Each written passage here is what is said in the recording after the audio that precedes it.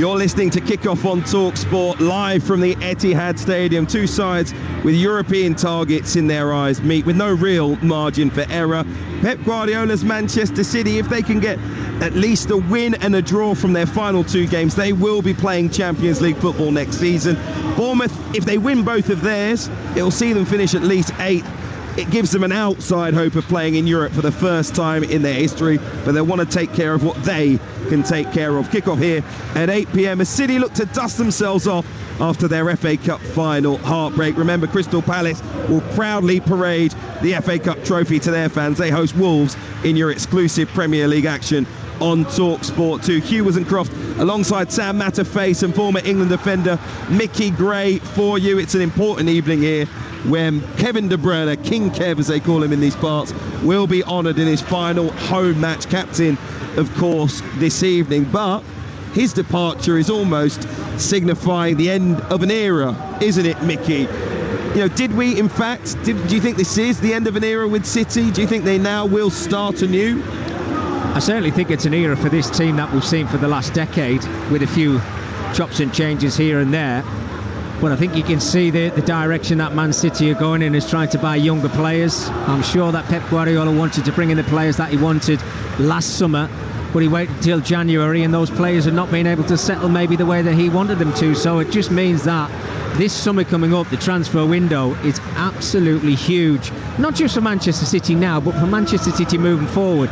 Whether it's going to be alongside Pep Guardiola or whether it's going to be somebody else. Fascinating that the 5 players that they brought in January, only one of them plays today. In fact, only one of them really is in and around the squad, and that is Omar Marmoush. He missed that penalty at the weekend, but really has probably been the only one that's hit the ground running. Nico Gonzalez started okay. He's very much faded into the background very quickly. I mean, Kusanov hasn't been seen since the game against Bournemouth down at the Vitality Stadium, but you know, there is a lot of work to be done and there will be a lot more business in the summer.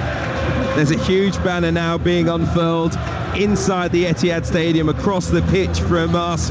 Kevin De Bruyne, I'm sure he's going to say King Kev on it. He's on the programme tonight with a Premier League crown on top of his head. He has been an incredible player for this team. The success that he's had, the ability that he's brought to the league, absolutely unbelievable. And I think his departure does signify something more than just him leaving Manchester City. Will they be contenders in the next 2 seasons of Pep Guardiola's contract? I think he's got big work to do if they're going to be a side fighting for Premier League titles and Champions League titles. No, I think you're right, Hugh. And look, there will be doubters out there. Of course there will, because of the period that we saw Manchester City this season when things weren't going their way. Oh, when they dropped out of the Champions League and out of the challenge for the Premier League title. So I think, yeah, there is going to be a lot of work, and it's not just at this football club. I think a lot of Premier League sides are going to be busy in the transfer window, and it's how quickly you can get those players that you do sign come into this club and settle. Remember, Crystal Palace's homecoming live and exclusive for you on Talksport 2. We'll have a huge day of build-up from Bilbao as we bring you the Europa League final live on Talksport between Manchester United and Spurs tomorrow night. But for one last time, King Kevin leads out Manchester City at home. The brilliant Belgian Kevin De Bruyne, their famous number 17, club record signing from Wolfsburg in 2015 for £55 million. They said he was overpriced. He's been absolutely priceless. This is 420th appearance for the club, winning 19 major honours, 6 Premier League titles, 2 FA Cups, 5 League Cups, a Champions League, the Club World Cup, a Super Cup, 3 Community Shields. Thank you for the memories, King Kev. And he, by the way, Mickey, should rightly go down alongside Keane, Vieira, Gerrard, Scholes, Lampard, Toure and more as one of the best central midfield players we've seen in Premier League history. I think he's been so special, I really do. One of the best, certainly in the conversation, and he always will be as the years go by. What he's brought to the Premier League and around Europe is just absolutely phenomenal, and you just listen to that atmosphere, that reception he's getting from his Manchester City supporters here, and it's fully deserved because he's just a phenomenal player. He went out onto the pitch with his 3 children, Mason, Rome, his daughter Suri as well. Wonderful moment for him and his family too. But of course, this has been his home for so long. He'll want to leave with a positive note. That would be Champions League qualification. 4 points from 2 games for City. Bournemouth need the victory to cling on to faint hopes of reaching Europe for the first time in their history. Should be a cracking evening at the Etihad in the company of former England defender Mickey Gray and Talksport's Sam Matterface. Thank you very much, Hugh. Good evening, everybody. Well, we probably need to talk about Kevin. His 142nd and final home league appearance for Manchester City. A man that has been in the team that have won the Champions League, a man that has won 6 Premier Leagues, helped his club significantly in the season in which they became the only team to amass 100 Premier League points. He equalled the Premier League record for assists, held jointly with Thierry Henry in 2020. He's a treble winner, and more importantly than anything else, he's been an absolute joy to watch. And according to his manager, he is second only to Lionel Messi. 54 million quid doesn't get you much nowadays, but it did get City the great Kevin De Bruyne from Wolfsburg, and he was worth every penny. There is emotion, there is respect, there is the ceremonial goodbyes. There'll be a light show which encompasses his highlights as a Manchester City player. He'll come out into the middle of the pitch later and do a speech. But there is also a task to complete. City are in the middle of a rebuild that doesn't include King Kevin, but they want to undertake it with the resources and the allure that the Champions League provides. Lose tonight and qualification for the competition in which they have been ever present for the last 14 seasons will be out of their hands. And Bournemouth are not the team you want to face. They have lost just one of their last 13 away games in all competitions. City can't afford a cup final hangover. We're underway. Light blue jerseys, white shorts and dark socks attacking the goal away to our right. The first touch of the night, rather significantly, is from Kevin De Bruyne. And he has the ball just on the edge of the penalty area, trying to funnel it forward to Marmoush. He's engaged by Tyler Adams, and the ball goes back to Kepa Arrizabalaga in yellow tonight in front of a Bournemouth team in black and red stripes, black shorts and red socks, attacking the goal away to our left-hand side. The former England defender and Talksport's Manchester correspondent Mickey Gray is here, and the tributes, Mickey, and the love for Kevin De Bruyne have all been around for the last hour or so as the ball goes into the box and just evades Semenyo and goes out the other side. But as callous as it sounds, he will soon be the past, and they've got to build for the future. That means putting all of that to the back of their mind and winning this game. Yeah, evening Sam, evening everybody. No, absolutely, there's a football match to win, isn't it? And it's an important match to win because of the Champions League positions. And you're right, look, people come and go, time doesn't stand waiting for no man, and Kevin De Bruyne is no different to anybody else. I think we just got to enjoy what we have seen from him over the years. Long throw from Bournemouth, catapulted in towards the edge of the 6-yard box. Edison comes out and grabs it, and Manchester City have it inside their own penalty area. We're Bilbao bound tomorrow. The stage will be set for the biggest game of the season. Manchester United and Tottenham, the first of 4 European finals across the Talksport network over the next 10 days. Arsenal in the Women's Champions League final on Saturday, the Conference League final next Wednesday night, and the Champions League final in Munich. The playoff finals are all available for you on Talksport as well, so you know you're in the right place. It's Talksport, where every match matters. And don't miss Drive tomorrow as Andy Golson and Darren Bent bring you the build-up to a huge Europa League final live on Talksport. They're going to be joined by 5-time Champions League winner, former Tottenham player Gareth Bale, who'll be live on the show from Bilbao tomorrow on Talksport. Here's Ruben Diaz, just short of the centre circle, playing it square to Akanji. Akanji moves the ball out towards Gundogan, who didn't come on until late in the cup final. Takes it forward now, and now on to Marmoush. Marmoush trying to slalom his way past Tyler Adams. Good strong tackle by the American, and then he releases the ball to Semenyo. He's had a really good season attacking down that right-hand side, joined by Araujo, the Mexican international. He gives it back to Lewis Cook, and then once again they keep hold of the tempo in midfield before getting it back to Zabarnyu. Tries a long ball forward down the inside right channel for Bournemouth. It's cut out by Gvardiol and cleared away over to the far side. Manchester City lacked a little bit of a killer edge at the weekend, Mickey. They had 23 shots in that game. They've actually failed to score in back-to-back league and cup games for the first time since October 2022. The last time they went 3 games without scoring in a single season was 9 years ago. Here is Cliver into the penalty area. Oh, he's got beyond the defender. And actually, Ruben Diaz just had a little bit of a nibble at him there. And if he had gone down, I wonder whether or not Manchester City might have been in big trouble, because they gave the ball away on the edge of their own penalty area, Mickey, and allowed him in the first place. It was a mistake by Diaz initially, and he almost made an even bigger one. Yeah, it was very, very silly from Diaz at the back there. I mean, he was just so cool, wasn't he? Trying to be a little bit too cute. You can't do that. You know, you're trying to get over the hangover from the weekend. The first thing you initially do in the game after. Oh, lovely ball, reverse ball by De Bruyne into Bernardo Silva. He then decides to go back to the edge of the penalty area when he could have drove into the box there. Decided to centre it instead, and it ends up being tucked back to Arida Balaga. Really surprised at Bernardo Silva there. The lovely little reverse pass from Kevin De Bruyne here. He's got acres of space, and if he gets himself into the 18-yard area, one of the Bournemouth players have got to commit themselves, and you're completely right. He's got to drive forward. One by Matthias Nunez, who went and snapped into a tackle just 10 yards outside the Bournemouth box, and it goes out of play on this near side and away for a throw-in. It's going to be tossed in by Matthias Nunez from the right-hand side. He's level with the edge of the penalty area. He gives it to Bernardo Silva, then gets it back again. Goes towards the corner flag. He's being harassed by Tyler Adams.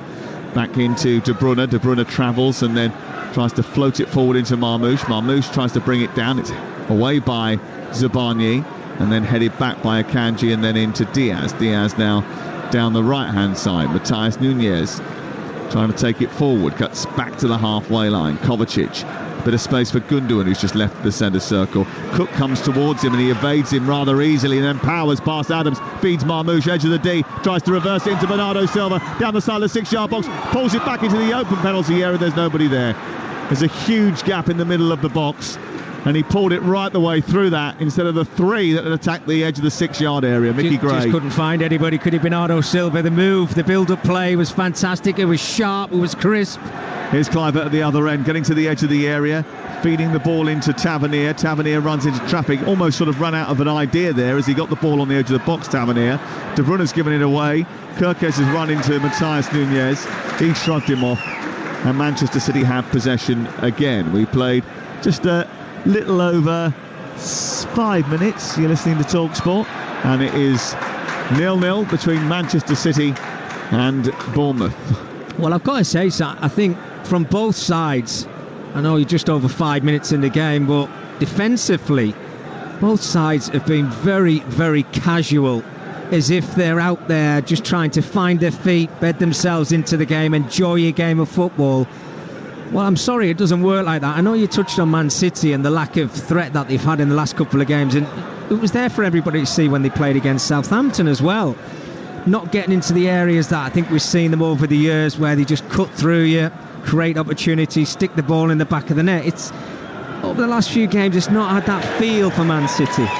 Dean Housen's about to join Real Madrid. He's just had a simple ball played to him across the edge of the penalty area. It's gone straight out of play and away for a throw into Manchester City. He's cost Real Madrid £50 million. He's completed his medical in Spain already, or join on the 1st of June, and he can play at the Club World Cup, we understand. Here is Bernardo Silva down this right-hand side. De Bruyne with a lovely cross into the box, headed away by Zabani. Picked up by Kovacic, edge of the area. Right-footed shot wide of goal. And that is shot number 50 now for Manchester City, without scoring across the last 2 games and 7 minutes. And it was a very good chance for Kovacic. We've seen him over the last couple of months. Of course, some very good goals from the edge of the 18-yard area. He's got plenty time and space when that ball does fall to him at the edge of the 18-yard area to pick his spot. And I think he's got to do better. And just prior to that, Kevin De Bruyne put a great ball into the box. And Erling Haaland was waiting at the back stick. Where's those runs that he used to make towards the near post? Not seeing it anymore. Akanji on halfway, forward to Gundogan. Gundogan tries to just weave his way past Cook and then just nudges it out to Gvardiol, back into Marmoush, who's busy and everywhere at the moment.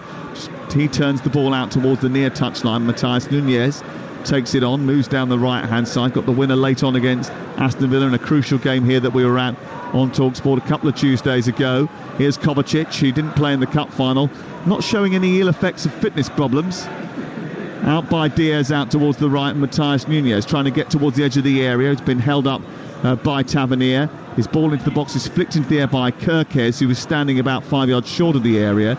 It runs loose in the middle of the park, and it's retrieved by De Bruyne. 0-0 the score. Talksport, Tuesday night. Live football for you tonight. There was live football last night, live football Sunday, live Saturday, Friday, every day of the week. And of course tomorrow we've got Manchester United against Bilbao. We've already heard from Alex, not versus Bilbao, in Bilbao against Spurs in the Europa League final. Alex Crook and Dean Ashton have already been out there. Here's Nunez, played in by De Bruyne. Great save by Kepa Arrizabalaga, who comes out and just fists the ball away as Nunez was played in. A beautiful little pass round the corner by De Bruyne. Yeah. I mean, someone's going to get a bargain, aren't they, in terms of quality? Oh, absolutely. Without a doubt, mate. He might not be able to run as much as he used to, but he can still play unbelievable balls. He sees things that nobody else sees. And the brain's the last thing to go, isn't it, Sam? As they say, you know, his pace might leave Kevin, but the eye for a pass, there's not many like him, and we haven't seen too many like him in the Premier League. Certainly not. Lovely little ball. Picks it up about 5 yards from the edge of the box. Slips it through the legs of Tyler Adams, looking to feed it into Matthias Nunez. And Kepa Arrizabalaga had to be on his mettle and come out very quickly and just steer the ball away. 0-0, 9.5 minutes played. I was talking about Bilbao, and I saw all of the videos that Talksport have been doing on the YouTube channel and on the Smart TV Connected app with the boys out in Bilbao today, getting used to the surroundings. The stadium looks absolutely exquisite behind the scenes. All of the photos and the footage that they shot from behind the scenes looks absolutely terrific.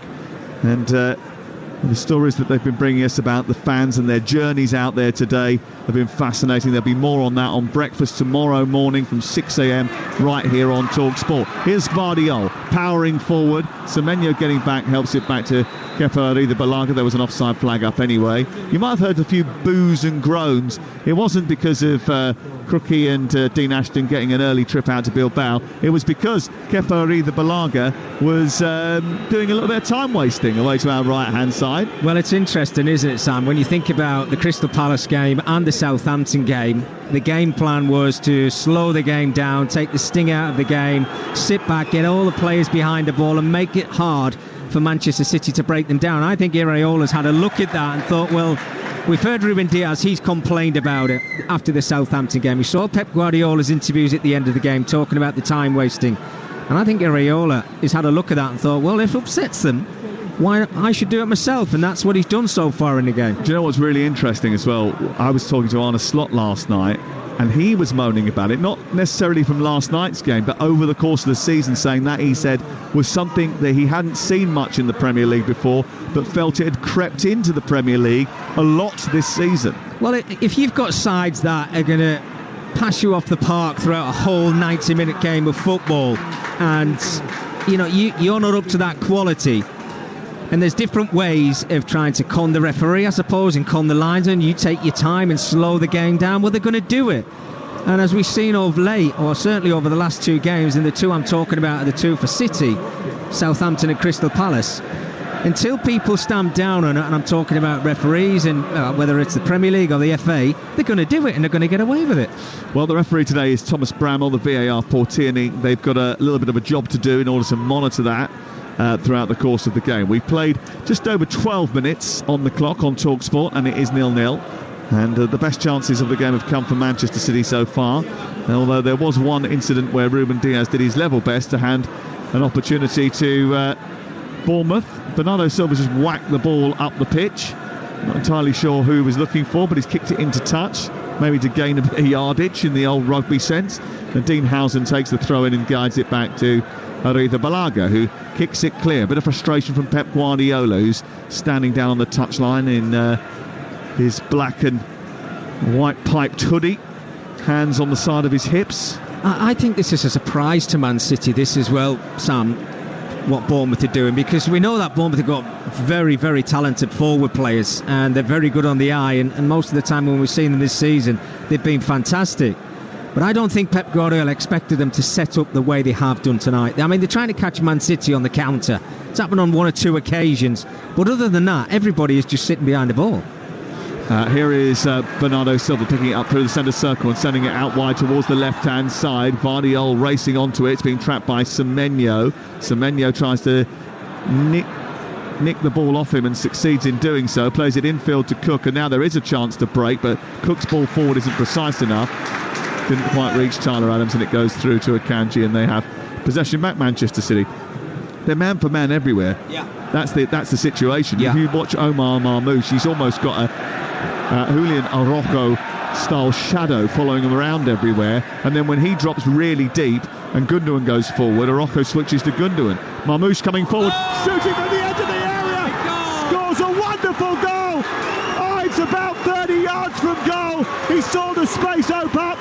He walked away from Araujo. He found more space deep, carried the ball into midfield, and then picked his spot past Arida Balaga, and Omar Marmoush makes up for cup final disappointment with one of the goals of the season. 1-0 City. That is absolutely ridiculous. He talks about man v man, Sam, and on this occasion Marmoush is the player who drops a little bit deeper, but when he does so, nobody picks him up, and when he gets turned, he's able to travel. He travels a little further. He has a little look up to see where Kepa is. And I mean, we're talking 30 yards here. I mean, he's absolutely rifled it into the top corner. It's got a little bit of swerve on it. No keeper is stopping. He's absolutely incredible. What a goal. I mean, the way he hits it, he gets underneath it enough to loop it into the sky, and then it drops suddenly into the far corner by the postage stamp and cannons it off the inside of the post. Arida Balaga flew up there like Superman. He had no chance of reaching it. It's a terrific finish. It's a world-class hit from Omar Marmoush, and that was the issue. He was being followed around by Araujo. He dropped deep so that Araujo moved on to Gundogan. He then utilised the fact that he's shaken off the marker, drove into the space, and from about 25, 26 yards, he comes up with this effort, which is absolutely top draw past Kepa Arida Balaga, and Manchester City are in front by 1-0. It's his 8th goal of the season. And do you know what makes it even better, Sam? It is actually Kepa reaching out to try and actually get or make contact with it by diving across to his right hand side. It's just a sensational hit. I mean, if you can't break them down and get him behind Bournemouth, then why not take a shot on from 30 yards out? My goodness, ridiculous. So they went 50 shots without scoring a goal, but their 51st was a banger. It might have been worth the wait, actually, although sadly for Manchester City they had to wait through a cup final, which they ended up losing. Manchester City 1, Bournemouth 0 on Talksport with Sky Sports. And don't forget that you can stream the biggest Premier League games, available with no contract, on now, like Manchester City versus Bournemouth, live right now. Search Now Sports. Manchester City have dropped 16 points from winning position so far this season. That will give encouragement to AFC Bournemouth, who trail here by 1-0. 17 minutes gone. Foul on the near side. Free kick given because of a foul on Milos Kerkez on this near touchline. He is pinched by Kerkez, then given back to him by Tavernier, and then a little bit too eager Marmoush committing a foul, which will give Bournemouth a free kick just a yard in from the left touchline. Yeah, the adrenaline's probably still pumping through Marmoush's veins. Got himself back into a decent position, but I think you saw a forward player's challenge, really. But this gives Bournemouth an opportunity. I was just having a quick look down at Iraola. He kind of looked at his players and shook his hand and said, forget that, meaning the system, let's go and play football. Tavernier curling the ball into the box. It's too close to Ederson. An easy pick-off by him, and then he bowls it out towards De Bruyne. De Bruyne running up to halfway. Araujo goes across and tries to nab it, does well, and wins it back for Bournemouth, who trail by 1-0. Omar Marmoush, I think, has probably fitted into the Premier League better than most people thought. 8 goals this season. He's 20 goals and 13 assists for Eintracht Frankfurt earlier in the campaign. He also got the winner in the comeback win over Bournemouth in the quarter-final. Last goal was here against Palace in the 5-2. He is a thorn in opponent's side with his intelligent movement, his pacey and direct running, and boy can he hit them, as he's proved already tonight. I mean, that takes some technique to do it, doesn't it? I mean, I don't know, so off the top of my head, have we seen a better goal this season? I don't really know. I'm trying to think of one, but I'm not sure. I mean, just the technique and the power and the accuracy of the strike, and from how far out it was. I mean, you don't take those shots on. You try that, 30 times, and you maybe hit the target 10 out of the 30, but from where it landed, I mean, it was in the postage stamp, wasn't it, on the other side, if you like, if you put the stamp on the wrong side of the letter, but it was just absolutely incredible. Regularly do that, Mickey. I don't actually know where a postage stamp goes. Top right, isn't it? Yeah, top right. Okay. Thought so. Yeah, well, this was top left. You obviously send more letters than I do. I've licked plenty stamps.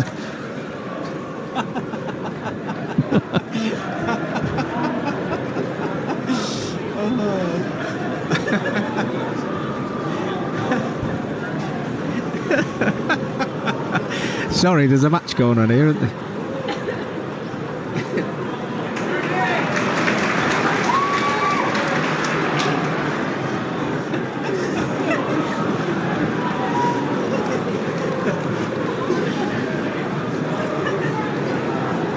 Sorry, I think someone unplugged my microphone there for a second. I wish they'd unplugged mine. I wish they'd unplugged yours. Here's Gundogan, deep inside his own half, guiding the ball back to Edison. We'll add a little bit of professionalism, I promise you. It's 1-0 to Manchester City. Have certainly shown their professionalism. Up to Gundogan on halfway, and he lofts the ball into the air. It's brought down by Haaland and swept up to the far side. Carvalho into the centre, and it's cleared away.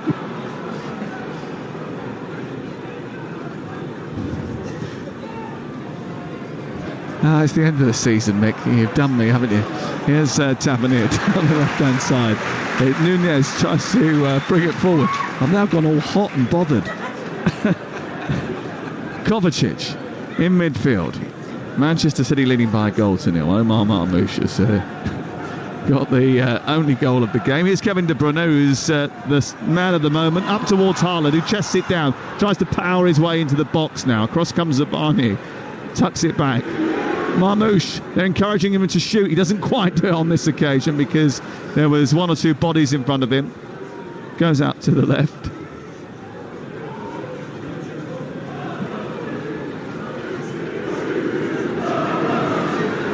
Gundogan.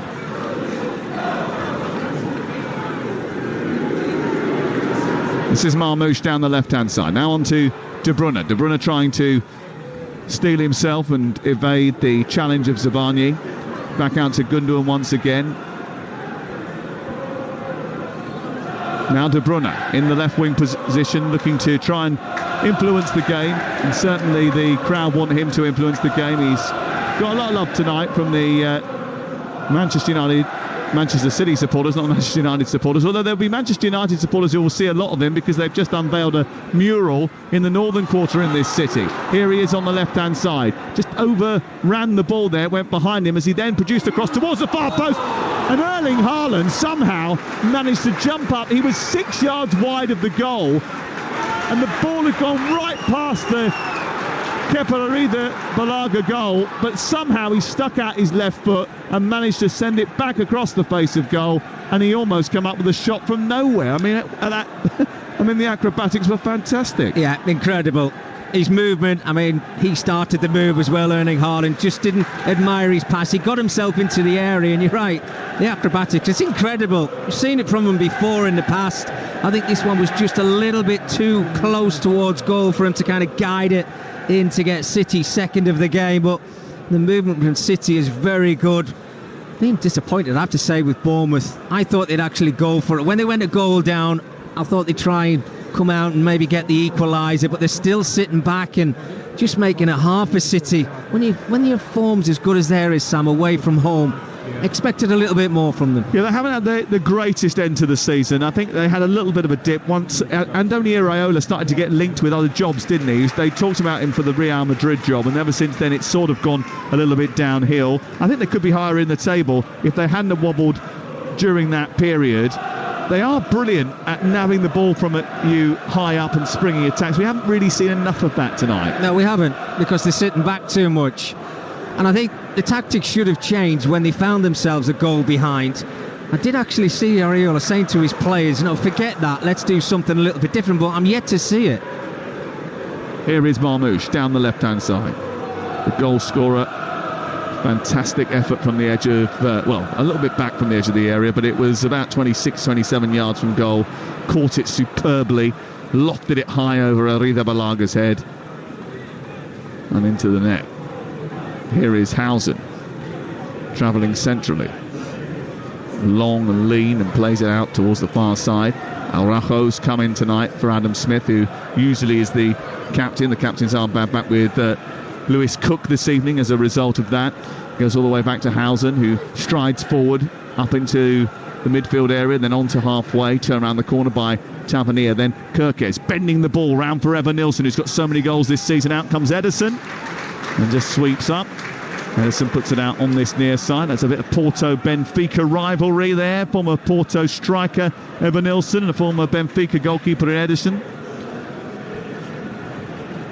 He's had a very good season, actually, Evan Nilsson, really, bearing in mind that it's his first season in the Premier League. Here's Kirkes. He's definitely had a good first season in the Premier League. Fires the ball into the 18-yard box, steered away by Diaz, and then picked away by Kovacic, taking it out of a defensive position and up into midfield. And now Manchester City are on the thrust, and they come into the box here with Marmoush down the left-hand side. Low ball to the far post. Oh, Kevin De Bruyne has missed an open goal. He's hit the underside of the crossbar. Kevin De Bruyne, on his big night, has missed a huge chance. His final appearance at the Etihad Stadium, and somehow he's missed from 5 yards out. Wow. I'm shocked. I'm really, really shocked. The build-up play again, superb from City down the left-hand side. But I think everybody in this stadium was waiting to get out of their seat and celebrate Kevin De Bruyne scoring on his last game at Manchester City at the Etihad Stadium. When we saw Salah miss a big opportunity last night. Yeah, he missed a huge one, didn't he? I think this is worse, Sam. Well, he's completely... I think he's just seen exactly what he wanted. An open goal on the big send-off. The whole thing was there for him. The opportunity he couldn't miss, surely, and somehow he's just got a little bit overexcited and just gone and hit the ball too hard, probably, and it's hit the underside of the crossbar and come straight back out. What an opportunity for Kevin De Bruyne. And his name is ringing around the Etihad once again. Off to Selhurst Park. There's been a goal for Ian Abrahams. 25 gone. Palace 0, Wolves 1. Emmanuel Agbadou is the man who's got the goal. It was a corner on the near side, flicked on, and he had a powerful header around about 6 yards out, which couldn't be cleared off the line by Eddie Nketiah. It's Palace 0, Wolves 1. Live on Talksport 2. It is live on Talksport 2, Ian Abrahams. We just about got you to say that. It is. It's... live on Talksport 2, and if you want to download the app, you'll get much more professional commentary from Ian Danta and Perry Groves tonight. Manchester City 1, AFC Bournemouth 0. 1-0 to the team that want to get into the Champions League. Of course, if they manage to get 4 points, that should be enough because of the goal difference advantage over Aston Villa. For Bournemouth, they have to really win to maintain their hopes of European football. Their hopes are pretty slim anyway, really, but there's still a chance. Here is Bernardo Silva, centrally to Kovacic. Kovacic on the edge of the centre circle, feeds it into the German Gundogan. Rumours about his future is that he's going to be absorbed into the coaching staff here. We'll see what happens with him at the end of the season. And that's not happening to Kevin De Bruyne, who is going to go off to pastures new. There's been another goal down at Selhurst Park. Talksport's Ian Abrahams. Cup holders are level. Palace 1, Wolves 1. Eddie Nketiah couldn't prevent the goal, so he went up the other end and scored one. Palace 1, Wolves 0. Live over on Talksport 2. They're glad all over. You can hear them singing that. They certainly were on Saturday afternoon. It was a brilliant display by the Crystal Palace supporters, I thought, at Wembley. They were excellent in fine voice throughout. Here is De Bruyne on the right side. He's had a good start to the game. City leading by a goal to nil at the Etihad in the sunshine. Out wide towards Matthias Nunez, just overstretched. It goes out of play and away for a goal kick away to our left. I mean, they'll be pretty satisfied, Manchester City, I think, with their opening 27 minutes, Mick, but Bournemouth yet to really show us Bournemouth, because usually they're feisty, aggressive, in your face. I mean, they started with the man-to-man marking, but like you said, they've had to change tack. Yeah, I think that's kind of gone out the window, and I've been very disappointed, I've got to say. I was expecting to see Kirkes getting himself over the halfway line, testing this Manchester City back line, certainly with Matthias Nunez playing as a right back this evening as well. But I think on one or two occasions he's actually got over the halfway line, but I'm not really seeing the Kirkes that we've seen throughout the whole of this Premier League season. I want to see more, and I know down the other side Araujo he's got himself in the starting 11, but he's there to do a job on the right hand side for Bournemouth. But we've got to start playing a little bit more and taking the game to Manchester City. The reaction from the benches and from up in the stands of those watching as Kevin De Bruyne hit the underside of the crossbar, quite something. Ball bounces past De Bruyne on towards Haaland, but Hausen reacts quicker than the Norwegian and puts it out of play. As the ball was smacked forward by Ederson, it almost went route one right the way through the middle of the pitch. They have it back on the halfway line. It's sent towards Akanji. Rodri just put his head in his hands. He couldn't believe what he was seeing. He's back on the bench today for the first time since September. Manchester City lead by a goal to nil. And the latest odds are available at Ladbrokes, where right now you can get City at 15-2 on to win the game. Bournemouth at 16-1. The draw is 13-2. It's all thanks to Ladbrokes 18+. BeGambleAware.org. This is Guardiola. Semenyo, I think, again, Sam's had a wonderful season. He's pretty much playing as a right back. He's always playing as a right wing back, isn't he, at the moment? Yeah, and I like to see him getting on the ball and taking players on and being the player that I've seen throughout the whole of the season. But at the moment, he's just doing a defensive job on Guardiola over on that left-hand side for Manchester City. And it kind of tells Bournemouth's story of this first half. No, try and soak up pressure as much as you can. I know our record's not great at the Etihad Stadium, but maybe because of this reason, the way that you've set up, if you don't take risks and take chances, you're going to get nothing from this football match. Well, it's not as if, I mean, losing is not going to do them too much damage, but certainly failing to win is not going to allow them to chase European football, so they might as well go for it. No, absolutely. And with Areola in charge, he likes to play that expansive football, likes to entertain, which is why I'm really surprised. You know, there's no energy or effort now, is there? And Man City have just got comfortable possession in Bournemouth's half, and they're waiting for that killer pass to try and just nick the ball and then make something happen themselves. Here is Nunez taking it out of the sky.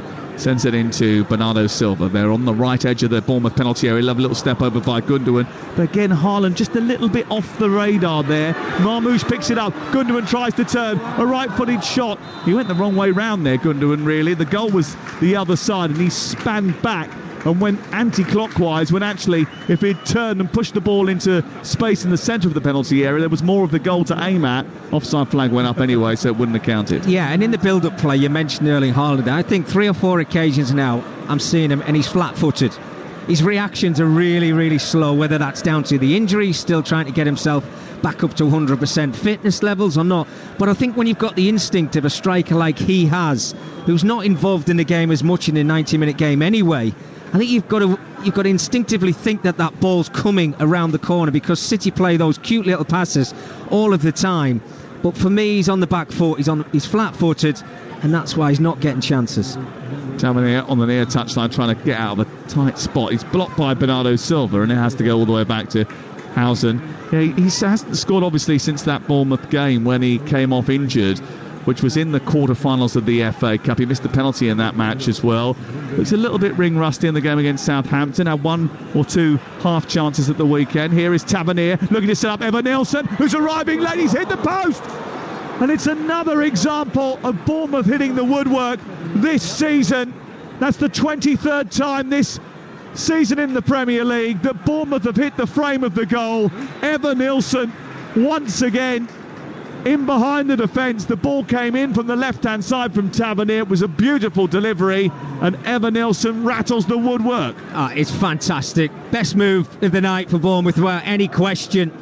From back to front, the pace, the desire to get in behind Manchester City. Tavernier's wonderful ball. He has a little look before he actually reaches the ball. He knows exactly where Evanilson is.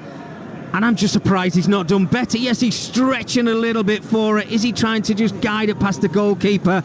Well, it's a beautiful move. Beautiful move, and it actually was not a very crisp finish from Evanilson. It sort of hit him on the shin, went into the ground and bounced up over Ederson. Sometimes those ones into the grass can cause the most trouble for the goalkeeper. This hit the post. Here's Haaland at the other end of the pitch, going down in the inside left position. Back to Kovacic and then into Gundogan. Gundogan trying to turn away from the attentions of Cook. Feeds it to Diaz. 33 gone. 1-0 to Manchester City. Nunez moving up towards the edge of the box. Back to Diaz. Again, Marmoush trying to trick his way through a tight spot, but it's picked off by Tyler Adams this time. And he runs away with possession for Bournemouth. Andoni Iraola just trying to get his team moving a little bit. Kirkes comes inside and then tries to poke it out towards the left. Evanilson goes on the chase, but Nunez is fast, very fast, and gets back into the right fullback position to tidy up for Manchester City. Another goal for Ian Abrahams at Selhurst Park. Palace 2, Wolves 1. Eddie Nketiah again. Sarr down the right-hand side into the penalty area. Low ball in, and Nketiah steered it home. Palace 2, Wolves 1. And you're listening to Manchester City 1, Bournemouth 0 on Talksport, with Enterprise Rent-A-Car making a big move or planning a clear-out with vans of all shapes and sizes. If you've got a plan, they've got a van. Here is Kirkes for Bournemouth, who have had one really good chance from Evanilson when he struck the post. It's the best chance they've had this evening so far. Just baring their teeth for the first time, just giving City a little bit of a warning that maybe they won't have everything their own way tonight. Yeah, the possession's better now. It's in Manchester City's half. They're showing some more intent, as if they actually want to take the game to City. Their football's better, the crisp, the movement's a little bit quicker, and it's just came in the last 2 or 3 minutes. And you can see City have now had to drop a little bit deeper. The pitch has become bigger, which makes it better for Bournemouth. But the way they started the game, they deserve to be a goal behind. Oh, given away by Ederson, edge of the area, straight to Tavernier, who decides to rifle it goalwards. It's chopped down by Howson after the initial rebound came off the City defender Diaz, but that was a mistake by Ederson that gave the ball away on the edge of the area. And maybe Bournemouth shouldn't have rushed that effort and done a little bit better with it, Mickey. Yeah, they had plenty of time. I mean, I don't know what Ederson's doing first and foremost. You know, trying to play out from the back, as we see on many occasions. But on this occasion, you can see he panics and he just tries to clear the ball. When it falls to Tavernier, he should actually drive in towards the 18-yard area. He thinks to himself, well, I'm going to take the shot on, again from 24, 25 yards out. But he had options in front of him, and I think he chose the wrong one. Good opportunity for Bournemouth again. Manchester City's defence has not been the most solid, and Bournemouth have scored in 13 of their last 14 games. You wouldn't be surprised if they got on the score sheet tonight, the Cherries. Pep Guardiola just getting a little bit frustrated, arms being thrown up in the air. He stalks back towards his little bucket seat in the dugout, and the ball was played wide to Semenyo. Just went a little earlier and then found himself in an offside position, and a free kick is given in favour of Manchester City, who are trying to cement a place in the top 5 for the end of the season, a season which has seen them garner their fewest points under Pep Guardiola, fewest wins under Pep Guardiola, the joint most defeats in a season, and they have scored 13 goals fewer than in many of their seasons. They've scored 80 plus goals in the first 8 seasons under Guardiola. They've got 68 at the moment with 1 game to play. I mean, I know that Fulham haven't got much to play for, but I'm not expecting Manchester City to get 12 on Sunday. No. Yeah, it's been one of those seasons where they've had injuries as well, but I do think next season Haaland onto De Bruyne on the left edge of the box now, joining is Gundogan. Back to De Bruyne once again, just tries to run to the left with the ball at his feet, then guides it back into Kovacic. Kovacic out wide towards this right side where Nunez is waiting. Bernardo Silva, Nunez, low cross into the near post, away by Housen. Bernardo Silva trying to get there, Kirkes gets there first. Kovacic back down the right hand side. Gundogan reacts well, pulls it back. Here's Bernardo Silva! Arriving just in time to tuck it in at the near post, beyond Kepa Arrizabalaga. Bournemouth complaining there was a foul in the build-up to the initial move, but that is falling on deaf ears. The cheers you can hear are for Bernardo Silva, for whom it might be his last game at the Etihad as well. He is celebrating with emotion in front of the supporters after steering Manchester City into a 2-goal lead. Well, Bernardo Silva is going to get the plaudits because he scored the goal, but Ilkay Gundogan has done absolutely fantastic. Silva is the one who initially keeps it alive, but Gundogan, he actually chases his own path. But then the little pullback towards Bernardo Silva is absolutely top class. To know that he's going to be running in behind him, the vision to play the pass, and Silva must have given him a little shout. 2 touches later, the ball finds its way into the back of the net. But Ilkay Gundogan, absolutely brilliant. Yeah, Dean Housen hasn't covered himself in glory there. He's just lost Gundogan on a couple of occasions, just a little bit slack with his marking. And Manchester City have opened up Bournemouth by 2-0. I don't know what's going to happen with Bernardo Silva. He's only 30. He has been linked with moves to Benfica and Galatasaray at the end of the season. It might well come to an end for him here. But he's been a terrific servant. He plays so many games, so durable. All of the seasons that he's been involved with Manchester City, he played nearly 50 games a year. I think it was a terrific goal. It's outstanding, Simon. He's Mr. Reliable, isn't he, Bernardo Silva? I think you know exactly what you're going to get. Energy levels to burn. Keep possession if you want to keep possession. He can certainly do that. But we've just seen there, he's got an eye for goal. Oh, Haaland's pinched the ball on the edge of the area. He's steamed into the box, tries to lay it off for Kevin De Bruyne, and Housen is there this time to clean up a mess which Bournemouth made themselves. Why is he not shooting, Sam? Early, he can get it on his right foot. He's done really well. He's picked the pocket, hasn't he? He's won the ball. But when he gets into the 18-yard area, I know it's his weaker foot, but he can use it. We've seen him score goals with his right foot. He should have took the shot on. Was he trying to tee up Kevin De Bruyne? Yeah, he was, and you can't do that. Araujo with a cross deep towards the penalty area at the far post is Tavernier. Helps it back through the middle. It's caught by Ederson, and he bowls it out up to Kevin De Bruyne. Then it's back to Kovacic. De Bruyne again. Sorry, Sam. Going back to the goals that you mentioned last season towards this season, I know they've had a few injuries throughout, but I think they've got a conundrum next season, Manchester City, of how they play Erling Haaland. I'm not saying they're a worse team without him. They're not. He's a goal machine. But they're going to have to come up with different answers. Well, you're absolutely right about making sure you get the most out of him, because let's be clear, he's signed a contract until about 2050. So, I mean, he's not going anywhere.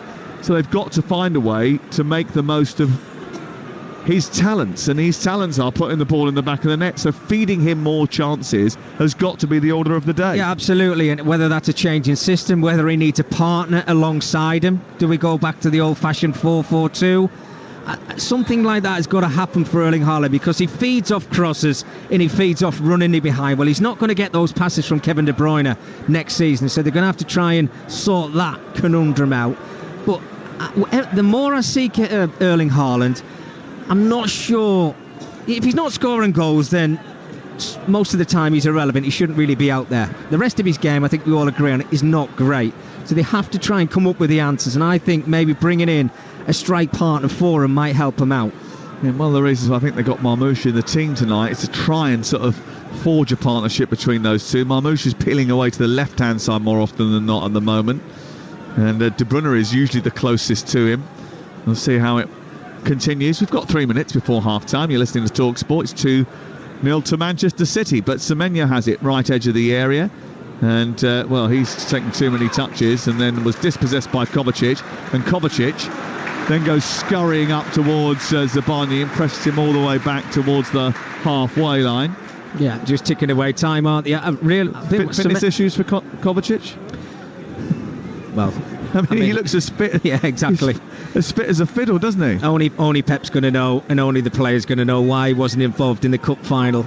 But I thought you were going to be talking about Semenyo's not at it tonight. I don't think he's enjoying being over on that right-hand side. He's much better coming from the left. And I think Tavernier also is a better player when he's on the right-hand side.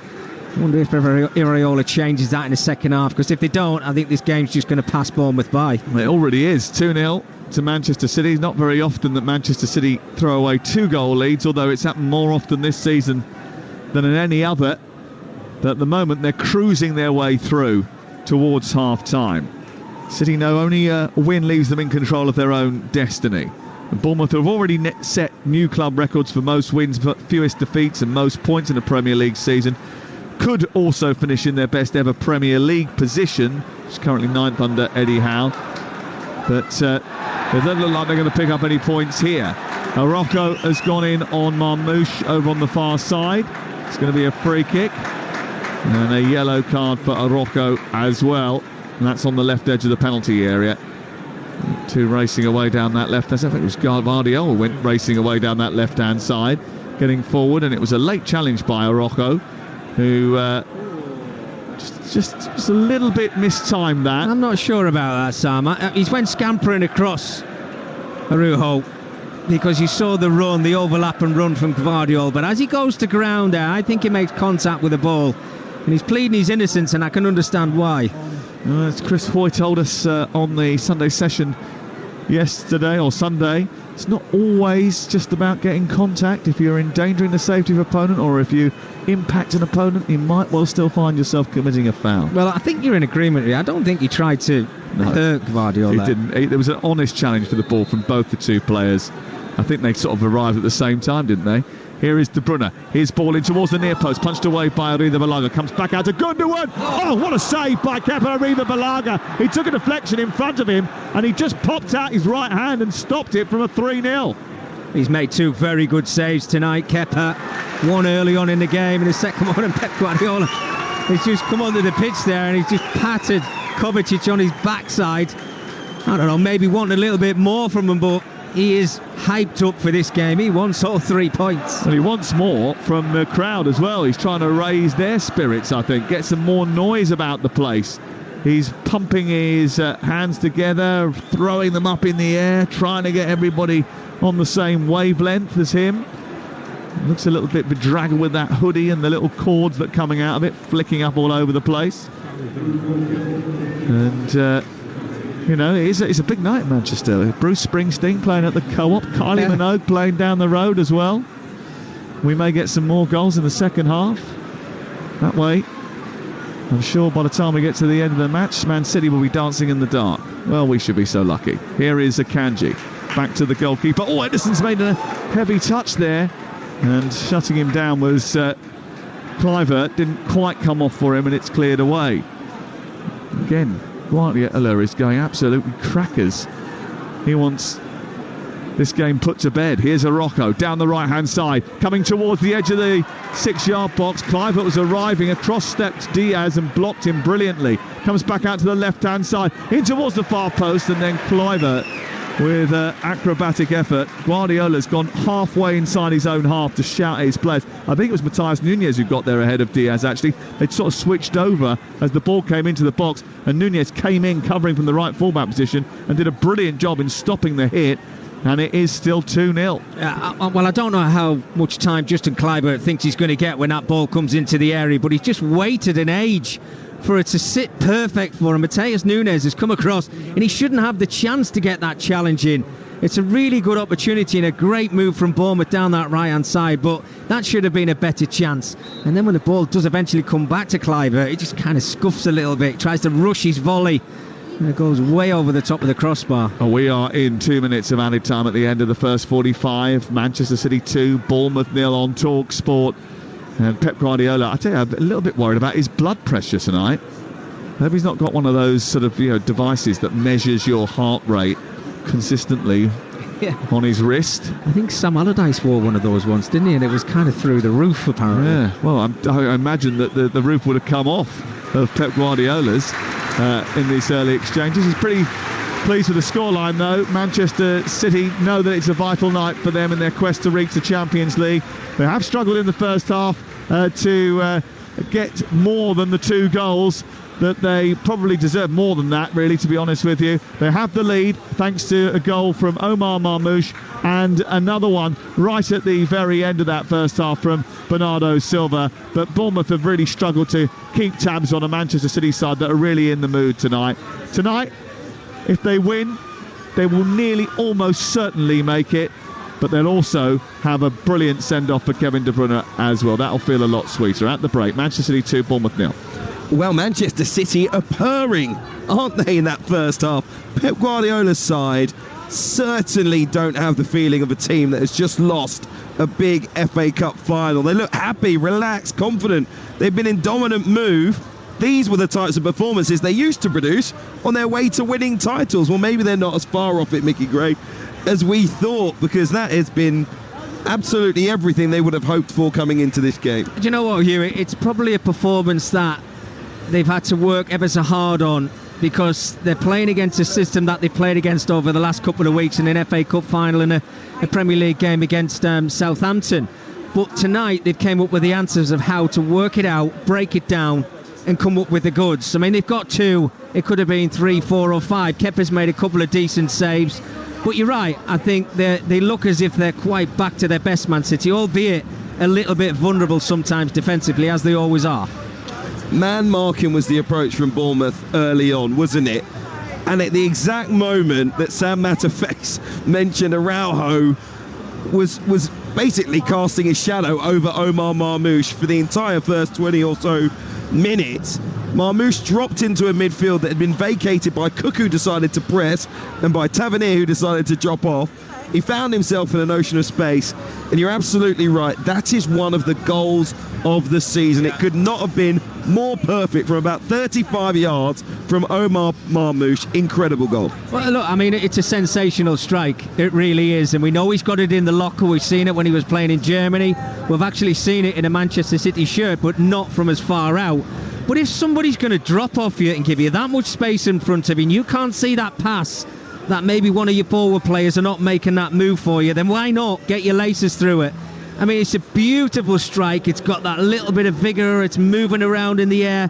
But as it goes into the top corner, and I mentioned it in that first half commentary, Kepa makes it better, because he dives across to try and save it. Because he gets nowhere near it, it just shows the power, the pace and the accuracy. It's just a wonderful strike. Absolute bullet. One of those ones that had a bit of everything. It just moved in the air, but the dip as well, and it was the accuracy, the placement. Absolutely fantastic goal from Omar Marmoush that settled any City nerves there may have been. Actually quite a happy atmosphere after that, but it did highlight there was a lot of confusion in terms of how Iraola wanted his Bournemouth team to play. He was constantly having to give instructions, constantly telling players where to stand. Whatever the game plan was, his team just they're not quite getting it, are they? Do you know, I think you'll agree with this, Hugh. I think he has watched those 2 prior games and thought he would come to the Etihad and set up the same as Southampton and Crystal Palace. Well, if it works, great. We'll be talking about Iraola and saying, oh, wonderful tactics, they've got it spot on, they've caught City on the break. But as soon as Marmoush got that goal, he had to change it up. Bournemouth do not like to play that style of football, which is defensive football. They've got too many talented forward players. They've got to take the game to City, whether you go and lose 3-2, 4-2, whatever the score might be at the end of this game. It hasn't worked out. The game plan has not worked out for them. The big surprise for me is their system and the way they're set up. Semenyo has got to play on the left-hand side. He's playing over on that right-hand side, and it doesn't suit him at all. He pretty much might as well play as a right-back. Tavernier is getting a little bit of joy down the left-hand side. He put a wonderful cross in for Evan Nielsen, didn't he? But apart from that, they're not getting in behind City, and I think their wide players are better having a right footer on the left-hand side and a left footer on the right-hand side, so they can create those opportunities and those runs for Evan Nielsen. I'm sure Iraola's getting into his players, because there's been a few sulking out there, you have to say. They did have a very good chance, came through Evan Nielsen, who hit the post on the break. Lovely move from Bournemouth as well, but that was as close as they came in the first half. They'll be really disappointed with at the break trailing by 2 goals. Let's head over to Selhurst Park. There's been goals galore there for Talksport's Ian Abraham. half-times. Half-time, Palace 2, Wolves 1. Wolves ahead when Emmanuel Agbadou headed the ball goalwards, and it went just over the line before Eddie Nketiah could keep it out. But Palace hit back immediately with Nketiah firing home from 8 yards out to level at 1 apiece. And before, or just after the half-hour mark, I should say, Palace were in front. This time, Munoz kept the ball in really well on the right-hand side, set away Sarr down that right-hand side, and his ball across for Nketiah to steer it home was absolute perfection. Party atmosphere, as you can imagine, in South East London tonight, and at the half-time we've got the scoreline to go with it. The second half will be live on Talksport 2. At the break, it's Cup Holders Palace 2, Wolves 1. It's turning into a bit of a party atmosphere here at the Etihad as well. The only thing they're missing so far is a goal from their hero Kevin De Bruyne, who hit the crossbar from all of 3 yards out in that opening half. He'll be desperate to get on the score sheet. But at the break, Manchester City 2, Bournemouth 0, thanks to goals from Marmoush and Silva. The second half on the way live and exclusive on Talksport. Kick off on Talksport with Ladbrokes. Supercharge your odds with our Odds Boost button. Selected markets applies to first £50 of stake. Terms apply. 18+. Gambleaware.org. We all fantasize about our perfect home. Sipping a morning coffee out on the terrace. Good morning, Mr. Squirrel. Morning. The kids building a treehouse in the garden. I'm living my perfect childhood. But come on, this isn't real. Listen, if you're serious about making your fantasy a reality, find out what your home is worth instantly with a free online valuation estimate. Get real about moving. Get on the market. Most common time to obtain an online quote between 1st of April 2024 and 30th of June 2024 was under 3 minutes. Excludes Northern Ireland. The McSpicy Frank's Red Hot is back. It's the McSpicy, but hotter. With 100% chicken breast fillet, melty cheese, fiery jalapenos, and that irresistible Frank's Red Hot mayo. Make it hot. Available until the 17th of June. Served from 11 a.m. Participating restaurants only. Subject to availability. And what a season this has been for Village Hotels. They've got the quadruple. Stylish rooms, state-of-the-art gym, heated indoor pool, and the legendary Village Pub and Grill with its unbeatable lineup of food and drink. No wonder the fans are going wild for this champion of affordable breaks. Absolute class. Village Hotels, 33 winning locations across the UK, with everything under one roof. Book now at villagehotels.com. The season is shaping up, and whether they're going for glory or going down, it's all to play for. Get the ultimate football coverage with the Sun's free pull-out Goals! With the best writers pitchside for in-depth match reports, it's all about goals! And with unrivaled news from the Premier League to League Two, it has to be goals! Stay up to date on all the latest football action. Get your free copy of Goals every Saturday, Sunday and Monday, only in the Sun. Summer fashion announcement. Stripes are in, darling. Oh, and also florals. Groundbreaking, we know. Pastels and block colors too. Basically, you choose. From breathable floral duvet sets to modular wardrobes and stripy block-out blinds, IKEA has hundreds of new summer products to let summer in. Fabulous! Visit IKEA online or in store. IKEA, the wonderful everyday. At Betfair, we relish the plot twists that football's tense run-in delivers. With titles, promotions and relegations on the line, the form book can take a back seat and the drama has the power to rewrite scripts. Get a free £10 bet when you bet £10 on Accas or Bet Builders on football this week. Betfair. Play different. Opt-in and previous deposit required. Valid for 72 hours on Football Accas or Bet Builders. Min combined odds of 1.5. T's and C's apply. 18+. Gambleaware.org. Screwfix Sprint delivers from store to door in as little as 20 minutes. So don't get stuck behind a sea of brake lights that grinds your day to a halt. Why waste your time when we can zip to you and you can stay on your job? Screwfix Sprint cuts through the congestion to get you what you need fast. More time working, less traffic frustration. Screwfix Sprint, delivering in as little as 20 minutes. Just $4.99 and only on the app. Conditions and geographical restrictions apply. Selected products. Game night on Talksport with Sky Sports. Watch the Premier League run-in before the countdown begins to a huge new season, where Sky Sports have at least 215 live games, up from 128. Subscription required. Fired up and raring to go. Oh, and he's found the net! Football commentary forged in fire and brimstone. Brilliant strike. This is Game Night on Talksport. Well, Manchester City are taking a big step towards Champions League qualification. A win over Bournemouth tonight would take the edge off their trip to Fulham on the final day. 4 points enough to finish in the top 5. They're well on their way to taking all 3 points tonight. Marmoush and Silva putting them 2 goals to the good. The Cherries will need to change their setup if they're going to spoil the party here tonight. Second half coming your way shortly from the Etihad. And remember, Crystal Palace lead Wolves 2 goals to 1. That game live and exclusive for you on Talksport 2. OK, let's get the halftime odds next with Ladbrokes. Odds update on Talksport with Ladbrokes. Get money back as a free bet up to £10 if one leg of your Football 5 Plus hacker lets you down. Pre-match straight line hackers only. Odds are 3-1 or greater. 18 plus gambleaware.org.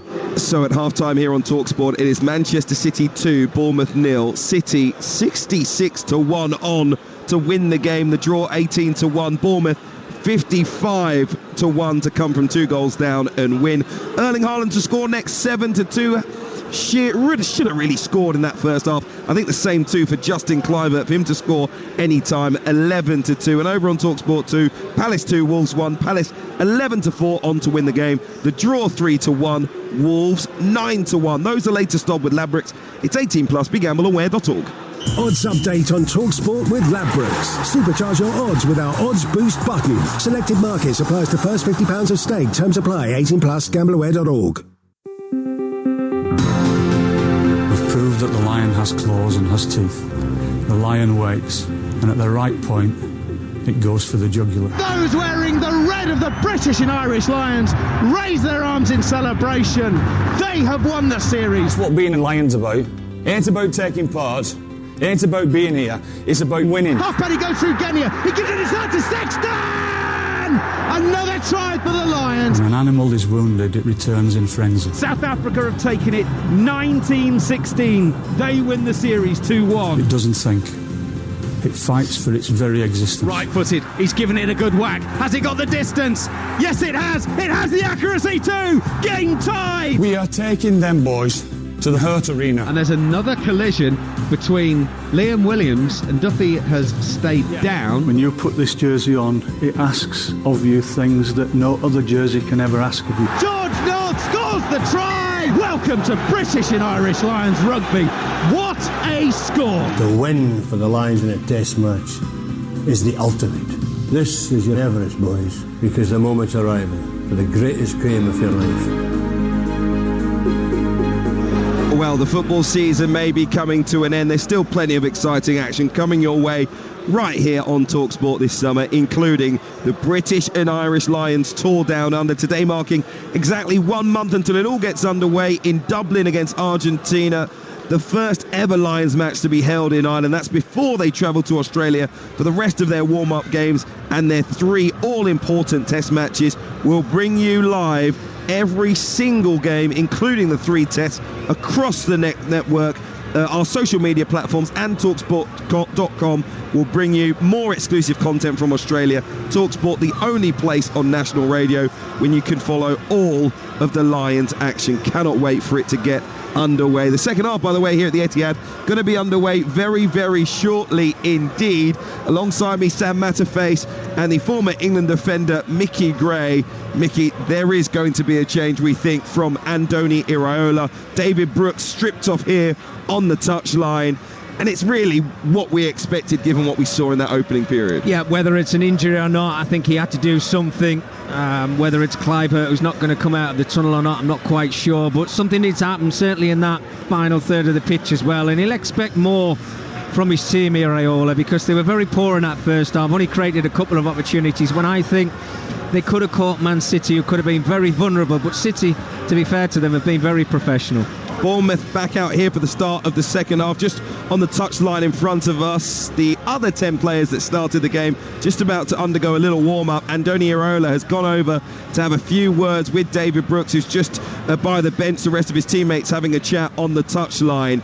How do they turn this game around? Because Manchester City, as I said, were purring in that opening at 45 minutes. They had so much control over the game, 63% possession. There were already 2 goals to the good. What will Iraola want to see now from his players? Might not be about the result, might be more about the reaction. Yeah, well, ask them more questions. Ask Manchester City more questions in that final third. Take the game to them. Be more expansive. Go and enjoy yourself. Everybody in this stadium is probably thinking, oh, Man City are 2 goals up. They're going to score 3 and 4. Well, give them a shock in the first 5 minutes of the second half and go and take the game to City. Get yourself back in the game, and then we don't know what City you're going to see after that. But yeah, I'm not surprised there's going to be a change. I think it is Cliver who's coming off, and Brooks who's going on. And let's hope he makes an impact for his side, because they need it. The Manchester City players coming back out here. Kevin De Bruyne jogs towards the centre circle on his own. The rest of his teammates behind him. He'll probably kick off this second half. His final 45 minutes in a Manchester City shirt inside the Etihad Stadium. He has been a club legend. You'll get to say his goodbyes at full time, but what he'll want to give all of these fans that have come here to see Manchester City tonight is a goal.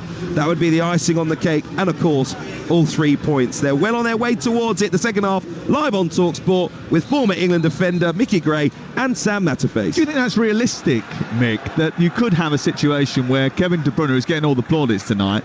He's not the only one that ends up waving goodbye to the Etihad this evening. David Brooks is on for Cliver at the start of the second half, but are we going to see any Manchester City substitutes? Might we see Jack Grealish? And if we don't, has he played his last game at the Etihad Stadium? Well, Sam, I'll keep it as quick as I can, but I had a look at his stats before the game, and there's been a lot of talk, hasn't there, about Jack. Is he going to be at Manchester City, or is he going to be plying his trade somewhere else? This season, 1 goal, 1 assist. Last season, 3 goals, 3 assists. The season before, 5 and 11 assists. And then his first season was 6 goals and 4 assists, which a return of 15 goals and 19 assists in 4 seasons. Is that enough? Well, the very best get that in 1 season, don't they? Yeah, and look, the top teams. I love Jack. I think he's a brilliant player, and he's been here, and how can you complain and argue with what he's won at this football club?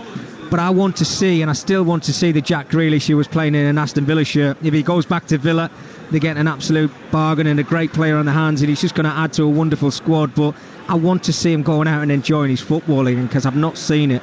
Maybe there's a discussion to be had with Jamie O'Hara and Jason Cundy tonight on the Sports Bar from 10 o'clock, 03717 223344. We're underway at the start of the second half. The change that we mentioned is the only one that we've had so far in the game. So as the ball goes back to Arida Balaga on the edge of his own penalty area, I'll tell you that it's Ederson in goal for Manchester City.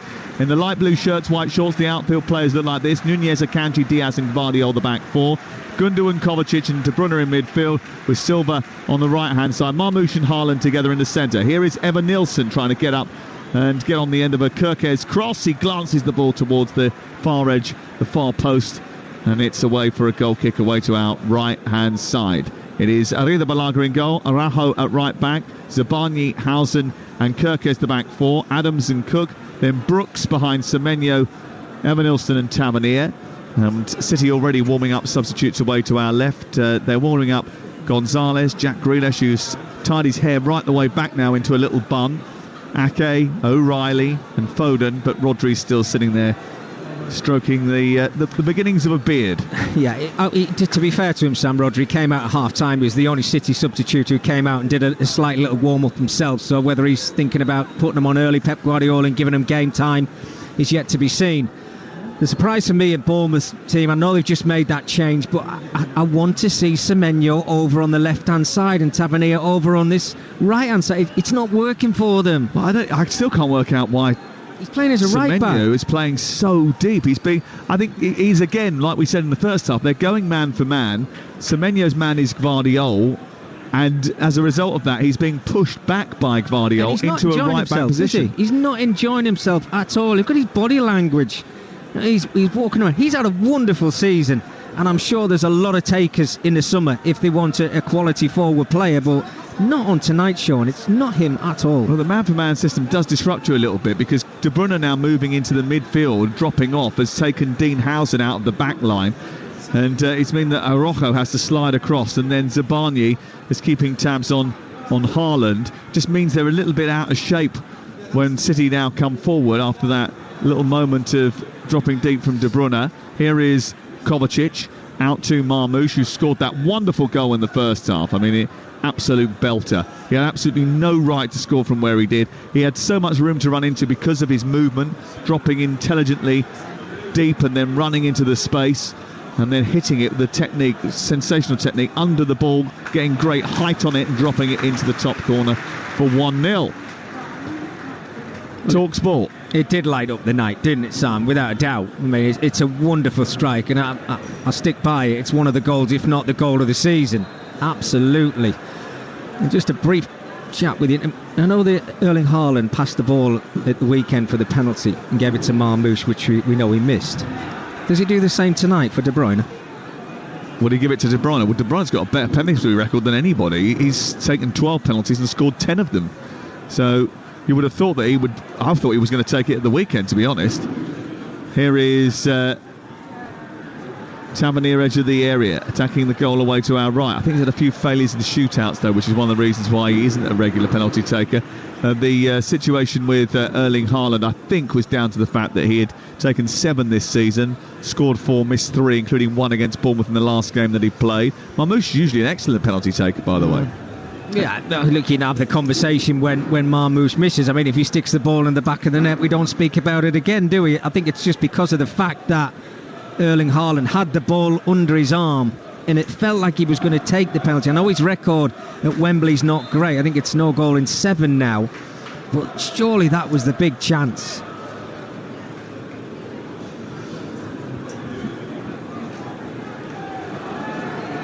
Manchester City 2, Bournemouth 0, 51 on the clock. Manchester City building from the back with Ederson, then out towards this left-hand side. Gives it to Akanji, gets it back again, goes out the other side towards Diaz. Diaz forward. Haaland dropping deep now, being pursued by Zabani. Back into Kovacic, who sends it forward. De Bruyne allows it to run across his body. He's got Marmoush careering in behind. Marmoush actually touched it back and away from the penalty area. That slowed up the attack. Comes back to Nunez. He's going to strike from distance. His technique not as good as Marmoush's, and it flies into the stand away to our left-hand side. The north stand, which is getting an extra tier on it, away to our left, and they're going to be finished that by the start of the new season. So this stadium will go up even further in capacity. It'll have 3 tiers all the way round then, and that will take it above 60,000 here at the Etihad Stadium. Still not quite sure about why they've done that. A growth market. They've got the Euros here, of course, as well in 2028. You've got to fill the seats that you've already got before you start building this bigger stadium, Sam, surely. Meow. Not on a regular basis, I have to say, but I think week on week. They certainly fill all the seats at Crystal Palace, especially on a night like this, and there's been another goal for Ian Abrahams. 4 minutes into the second half, Palace 3, Wolves 1. Ben Chilwell from a free kick 25 yards out, wickedly deflected off the ball and past Dan Bentley. Palace 3, Wolves 1. Ben Chilwell, who was involved in one of the interesting moments of the weekend when Dean Henderson went over to the left edge of his own penalty area, saw Ben Chilwell and said, "That VAR check, was that for me?" Ben Chilwell went, yeah, but don't worry about it. And he went, oh, okay. Yes, Dean, it was very much for you. And he was a little bit fortunate to get away with it, but boy, did he come up with some brilliant saves in that cup final. You're listening to Manchester City 2, Bournemouth 0 on Talksport with Sky Sports. And don't forget, you can stream the biggest Premier League games, available with no contract on now. Like Manchester City versus Bournemouth, live right now. Search Now Sports. And Bournemouth haven't really enjoyed their trips to the city over the last few years. They lost 10 of their last 11 matches away to City in all competitions, only once avoiding defeat. That was at Main Road in May 1989. That was in the second tier. Main Road, which no longer exists. It's quite away from here, actually. It's about 5 minutes from where I live now, and it's that's a good 35 minutes on a congested day from this side of East Manchester. It certainly will be after this one, with all the concerts going on, as you mentioned before, Sam. But I think there's a kind of training complex there now, I think, as well. Yeah, I think it's called... there is a sort of Platt Lane training complex there around the corner. I think some of the younger age groups had trained there previously. Ball out of play on this near side. Araujo gets it back towards the edge of the 18-yard box, and then back down towards the left, where it's collected by Housen, and then up into Tavernier. Tavernier dropping deep, giving the ball away here, and now Haaland's got it inside the area from Bernardo Silva, who played it, and then to De Bruyne, who shoots, and it's blocked by a combination of Housen and Zabani, and Spoon behind and out for a corner. He's had opportunities to get his goal tonight, Kevin De Bruyne, and boy do they want him to get a goal tonight here on the big send-off. But he keeps getting thwarted. Housen with just poking a leg out to stop Kevin De Bruyne's opportunity. He won't get a better chance than he had in the first half, I have to say, but it's a half a chance and it's an opportunity for Kevin in the second 45. Here's the corner, which he will take over on the far side. And Erling Haaland, who his last goal was against Bournemouth, is lurking with intent. Akanji gets first contact just by the penalty spot. It's a little bit loose and chaotic inside the penalty area. Diaz hits it against the defender, and it bounces up and away for a goal kick away to our left-hand side. And it's a goal kick to Bournemouth. And it's Manchester City who lead by 2-0. Bournemouth did win in November's reverse fixture 2-1, vying for their first league double over City. Though they also lost to win the 2-met in the FA Cup quarter-final at the Vitality Stadium in March. But they took the lead in that match and forced Pep into a change at the break. A change, actually, which sparked City into their best run of the season. They brought O'Reilly into the team, played him at left-back, shifted Guardiola across, and actually they went 10 games unbeaten after that. Yeah, well, this second half, something needs a spark, doesn't it? Because City have certainly taken the sting out of the game. You know, the tempo's not as quick as it was in that first 45 minutes. But the spark's got to come from Bournemouth. They're the side who are chasing this game now, and albeit it's very slim, Sam, but you mentioned that chance of still having European football at the end of the season. I'm not seeing a side that really want to try and push for that 8th position. Well, we had late goals and turnarounds last night when Brighton took on Liverpool after a scrappy first 45. And let's see what happens here in this second half. We have played 55 minutes, and there is announcements around the ground now so that we can say farewell to Kevin De Bruyne. Will be staying behind and having a bit of a light show and a highlights reel of the great man's best bits. Here's Brooks into the penalty area, trying to get on the end of a cross from Kirkes. Another good cross from Kirkes. It evades him and then Semenyo and goes out the other side and out for a goal kick. But that's another terrific delivery by Milos Kirkes. Fantastic. Great ball in from Kirkes. I mean, he can't do anything more. You know, you get to a position where you can whip it round your fullback and in behind City's backline, and Brooks has gone in there. I mean, he's stretched, hasn't he? He's inches away from making contact. But again, you know, I'm not criticising too much here, but can Semenyo do a little bit more? His reaction's a little bit too slow for me. Yeah, it was too far ahead of David Brooks. He was never going to get there. He was a good yard away, even though he'd sort of thrown himself at the ball.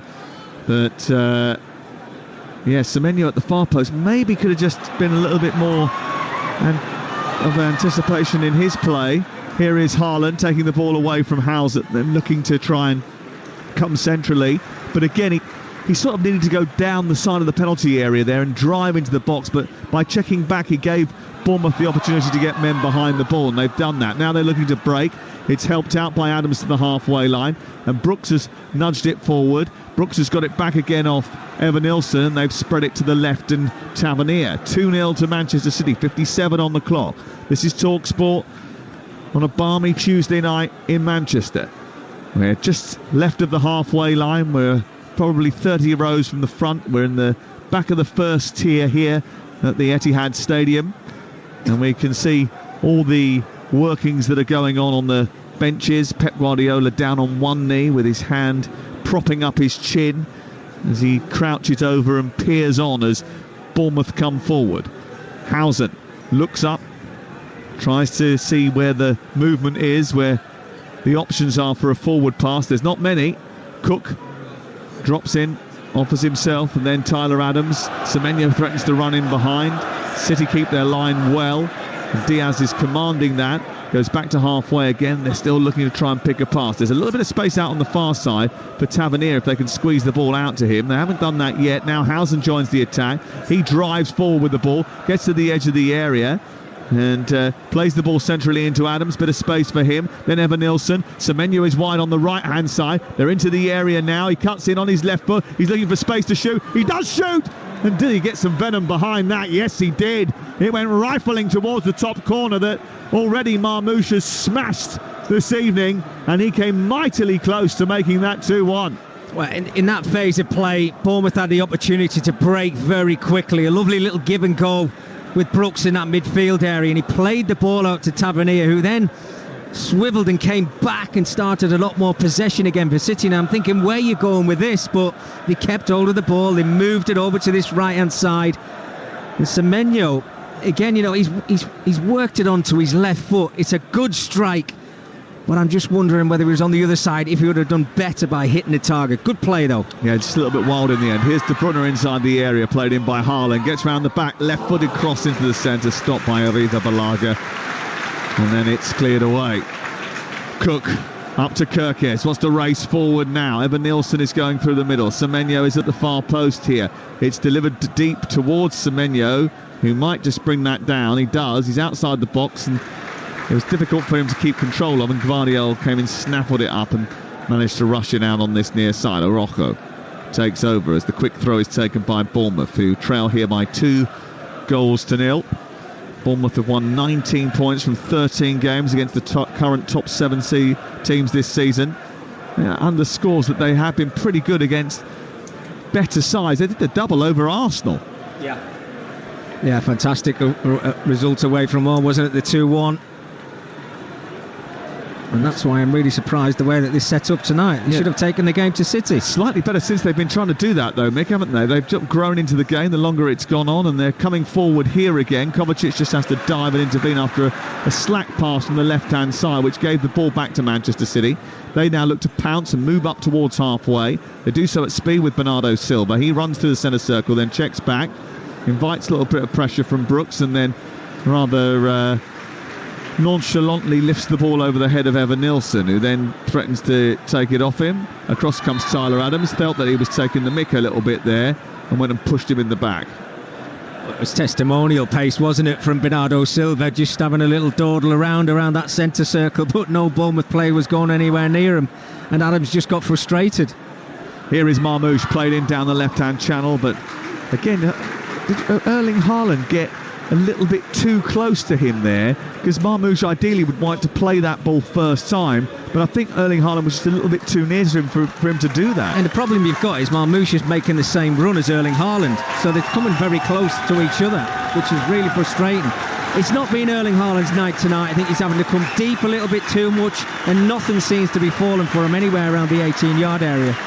That is the response to the return to the touchline of Rodri. Here's Bernardo Silva inside the penalty area, trying to turn the ball back into the path of Matheus Nunes. Rodri getting the applause from the fans as he warms up for the first time tonight. Diaz trying to go down the right side of the Bournemouth penalty area, guides it back to Nunes and then all the way back to Akanji, and Manchester City will start once again from the halfway line, leading by 2-0. Good to see Rodri back after his ACL injury. Didn't expect to see him back until the end of the season. The fact that we're seeing him now means that we're hopefully going to see him in the Club World Cup, which might change the dynamic. It might change the odds. Manchester City might become firm favourites for that competition with him available. It's wonderful to see him back. Great reception as he got off the subs bench there and started to run down the touchline. Marmoush running forward, trying to feed Haaland. He just kept onto it for a little bit too long, and then now trying to pounce on the counter-attack. Bournemouth with Brooks. Brooks into the box, looking for Evan Nilsson, too close to Ederson. And Matheus Nunes has done absolutely brilliantly to work back and help out his defenders there, because Brooks had so much time. He's made up 20-30 yards to get that shoulder into him, just to put him off a little bit. It's another thing that I was surprised about from the weekend, Mick, that he wasn't in the team. Well, Sam, as we touched on before kick-off, this should have been the 11 that City started with in an FA Cup final.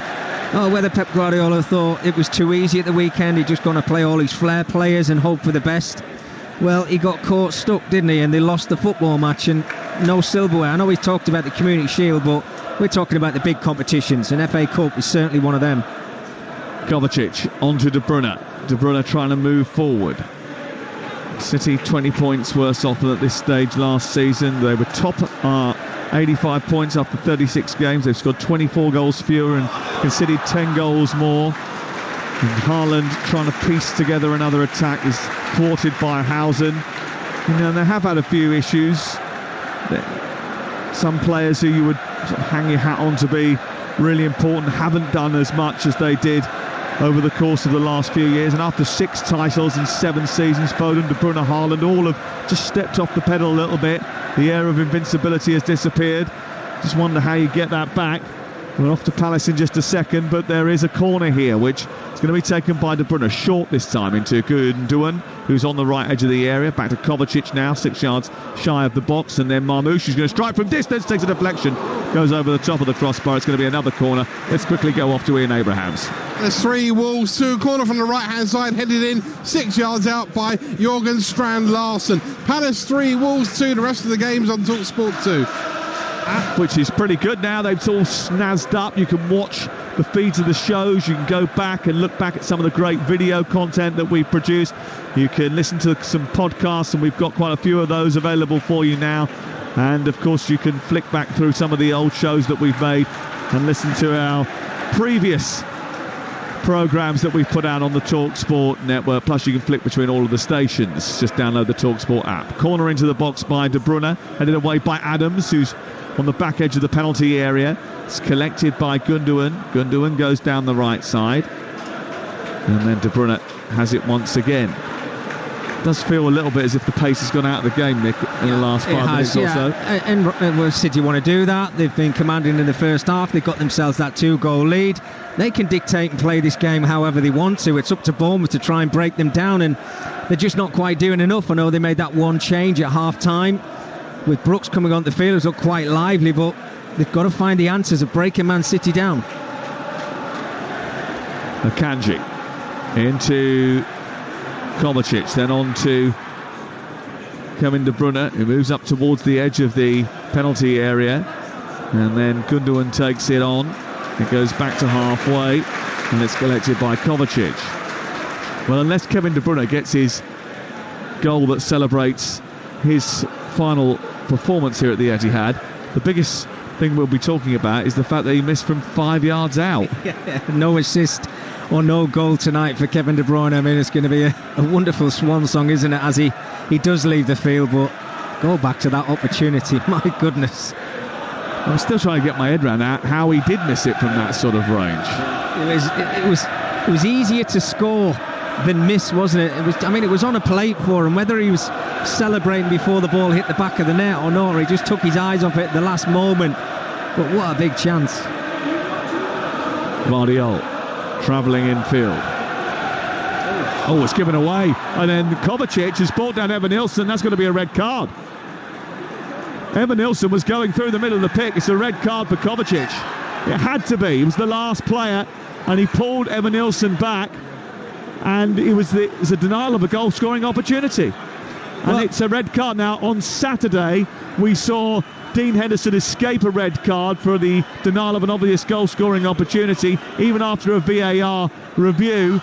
But tonight, I don't think Kovacic is going to get away with it. We've seen too many incidents of that sort of ball played over the top. Evan Nilsson running through. He was only about 7 yards inside the opposition's half of the field. There was a long way to go, but Kovacic was the last man. There was no defender coming around. Evan Nilsson was through. It would have been a goal-scoring opportunity. I think it's a red card. Yeah, it's a right call, Sam. It is. Just having a quick look at the replay there, and I was just trying to see how close Ruben Diaz was alongside Kovacic as that ball got played through. It was Gvardiol who gave the ball away, and Evan Nilsson was just brighter. And Kovacic has just had to drag him to ground, and this is not going to get overturned. It's not. And you saw Gvardiol going straight over to Kovacic to apologise for the pass that he actually played the player. And this could be a turnaround. City down to 10 men. Yes, and 22 and a half minutes. Nico Gonzalez is going to come on. Who's going to come off? And they're just deciding to make that change now. Kovacic, who wasn't fit enough for the Cup final at the weekend, comes on in place of Kevin De Bruyne. Well, this is not how he wanted it to end, but it is going to end. And after 10 years, 13 major trophies, 6 if you include the Super Cups and the Club World Cups and the Community Shields, 421 appearances, 108 goals, 170 assists. The reign of King Kevin De Bruyne comes to an end. A pleasure to watch, a delivery to savour, an appetite for success that is hard to underplay. City rise for one of their greatest. He is Kevin De Bruyne.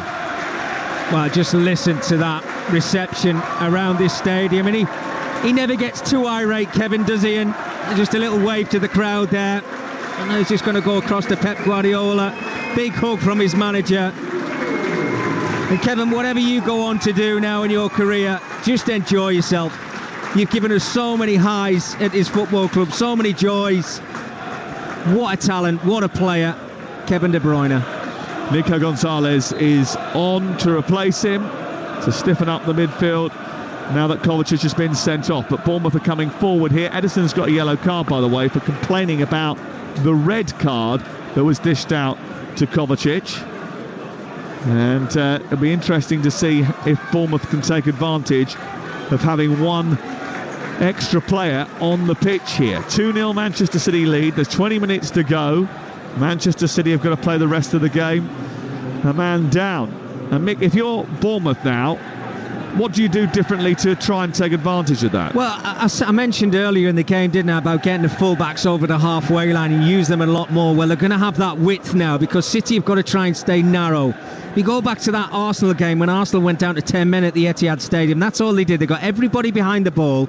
They stayed narrow and they made it hard for City to break them down. They said, OK, you can cross the ball all night long, but we've got defenders in here who are just going to head it and clear our lines all night. And that's exactly what they did.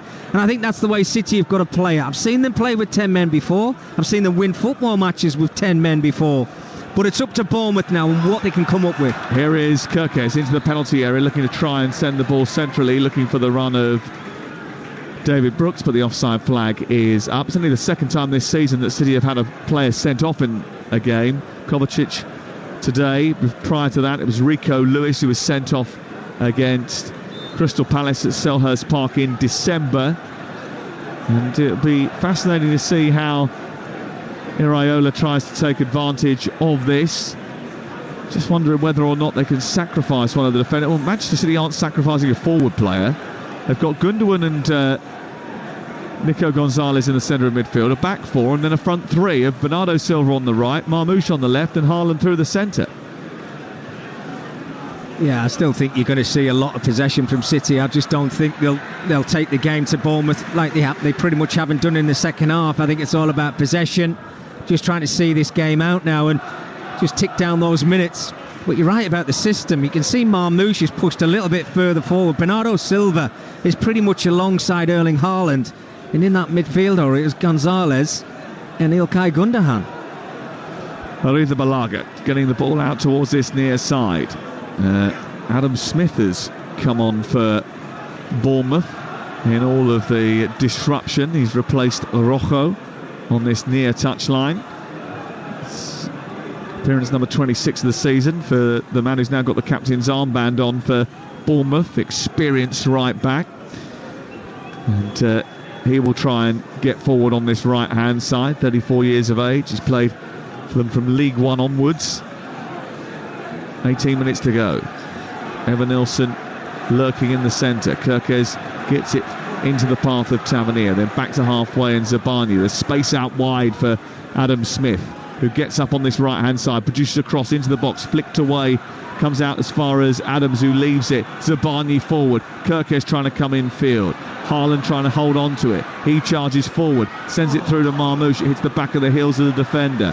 A one by Cook in midfield. It was a little bit late from Cook. He went steaming in on Nico Gonzalez. Gonzalez is suggesting that he has been caught there, and it's a red card for Lewis Cook. A straight red card for Lewis Cook for jumping in on the challenge to Nico Gonzalez. And moments after, Bournemouth saw City reduced to 10 players. They've now been reduced to 10 players themselves, and Lewis Cook is off. Well, you can't believe it, can you? Just when you get that bit of fortune and Man City go to 10 men within the space of 5.5 minutes, it's now 10 v 10. What is Lewis Cook thinking? The ball's rattling around in that midfield area, but oh my goodness. Heard this said before, Sam, but it's 2 red cards. It's awful. What are you doing making a challenge like that? Gonzalez has just came onto the field. and he's honest trying to win the ball, but Cook leaves the ground, stood showing, right into the shin in the ankle. That is a horrible challenge. It's an idiotic challenge. I mean, there's absolutely no reason for him to make that challenge in the middle of the park, and he's rightly sent off, and both teams have 10 men. It's ridiculous. Absolutely ridiculous. At this part of the season, I don't know if that boils down to a little bit of frustration, the way his team's played. But when you see Man City go down to 10 men, in your head you're going, right, now let's get at them. Let's go and get something from this game. You do not make a stupid, ridiculous challenge like we've just witnessed. Currently Manchester City 2, Bournemouth 0. They've both got 10 players each, and for the latest odds you can head to Ladbrokes, where right now you can get City 33-1 on to win the game. The draw is 14-1. Bournemouth to mount a comeback 45-1. That's all thanks to Ladbrokes, 18+, begambleaware.org. Tyler Adams is coming over to ask for an explanation from Rob Jones, the fourth official. Andoni Iraola is not particularly happy. Nico Gonzalez has come off to receive some treatment. Oh no, he's allowed to come back on again. Doesn't have to go off to receive some treatment. Well, he's hobbling around, and you understand why. It's a nasty challenge, isn't it? I mean, he's just having a little brief conversation with the referee now, but straight away you could just see from the challenge the ref was just going to go straight to his top pocket. But well, he left. Once you leave the ground and you leave your foot dangling in the air, you're asking for trouble. I'm not sure it's vicious. I don't think he's hurt Nico Gonzalez, but he could have done. I'm not sure. I think that's a cowardly challenge. I really do. As soon as you leave the ground, you know what you're doing as a player. You're not trying to win the ball. You're trying to hurt whoever you're playing against, and that's what Cook has just done there in my eyes, because he thinks he's not going to win the challenge, the 50-50. So what will I do? I'll make my body come off the ground, and I'll make this a powerful challenge. I'll show my studs, and Gonzalez is really fortunate. It's towards his ankle and his shin, still hobbling around a little bit. I thought that was a really nasty tackle. Well, he's been sent off, and I don't think he's going to have too many complaints, and there was not even a VAR check for it, so I think the officials all agreed with that, and it is a red card. And red alert, because tomorrow on Drive, Andy Golston and Darren Bent build up to the huge Europa League final live on Talksport. The boys joined by a superstar, five-time Champions League winner Gareth Bale. In Bilbao, live on the show, his former side Tottenham taking on Manchester United for a place at Europe's top table. Also Tottenham looking to end a drought that has gone back to the late 2000s when they won the League Cup against Chelsea. And they would love to win their first trophy in 17 years tomorrow. Manchester United have other ideas, and that's going to be dominating our output tomorrow. Coverage right from the moment you wake up. Alex Crook, Dean Ashton, and Adrian Durham already in situ now. Adrian had quite some journey. He went to Bordeaux, he told me, and then had to get on a bus to get up to Bilbao. Crook flew via Dusseldorf to get to Bilbao. I know a few people who took 36-hour ferries from Portsmouth to the port city of Bilbao, but apparently better for the carbon footprint, according to our producer, who is an expert in those things. And as a result, I'm sure there'll be more towels tomorrow.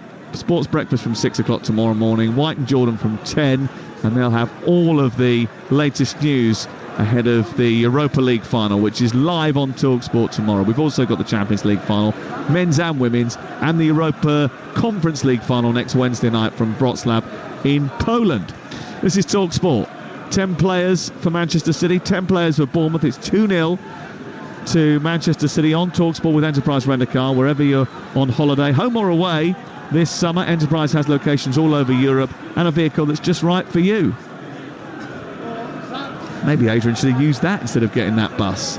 It never amazes you, a football fan, Sam, how far they travel for the team, and living in the Manchester area like yourself. Well, there's a lot of them going out there tomorrow. Yeah. Here is Kirkes down the left-hand side. Ball flicks off Bernardo Silva into the right full-back position.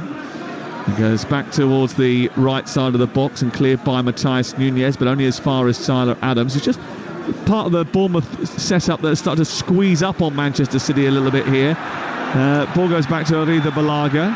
There's a bit of afters off the ball between Adams and Bernardo Silva, and then Kepa Arrizabalaga almost conspired to give the ball away to Haaland.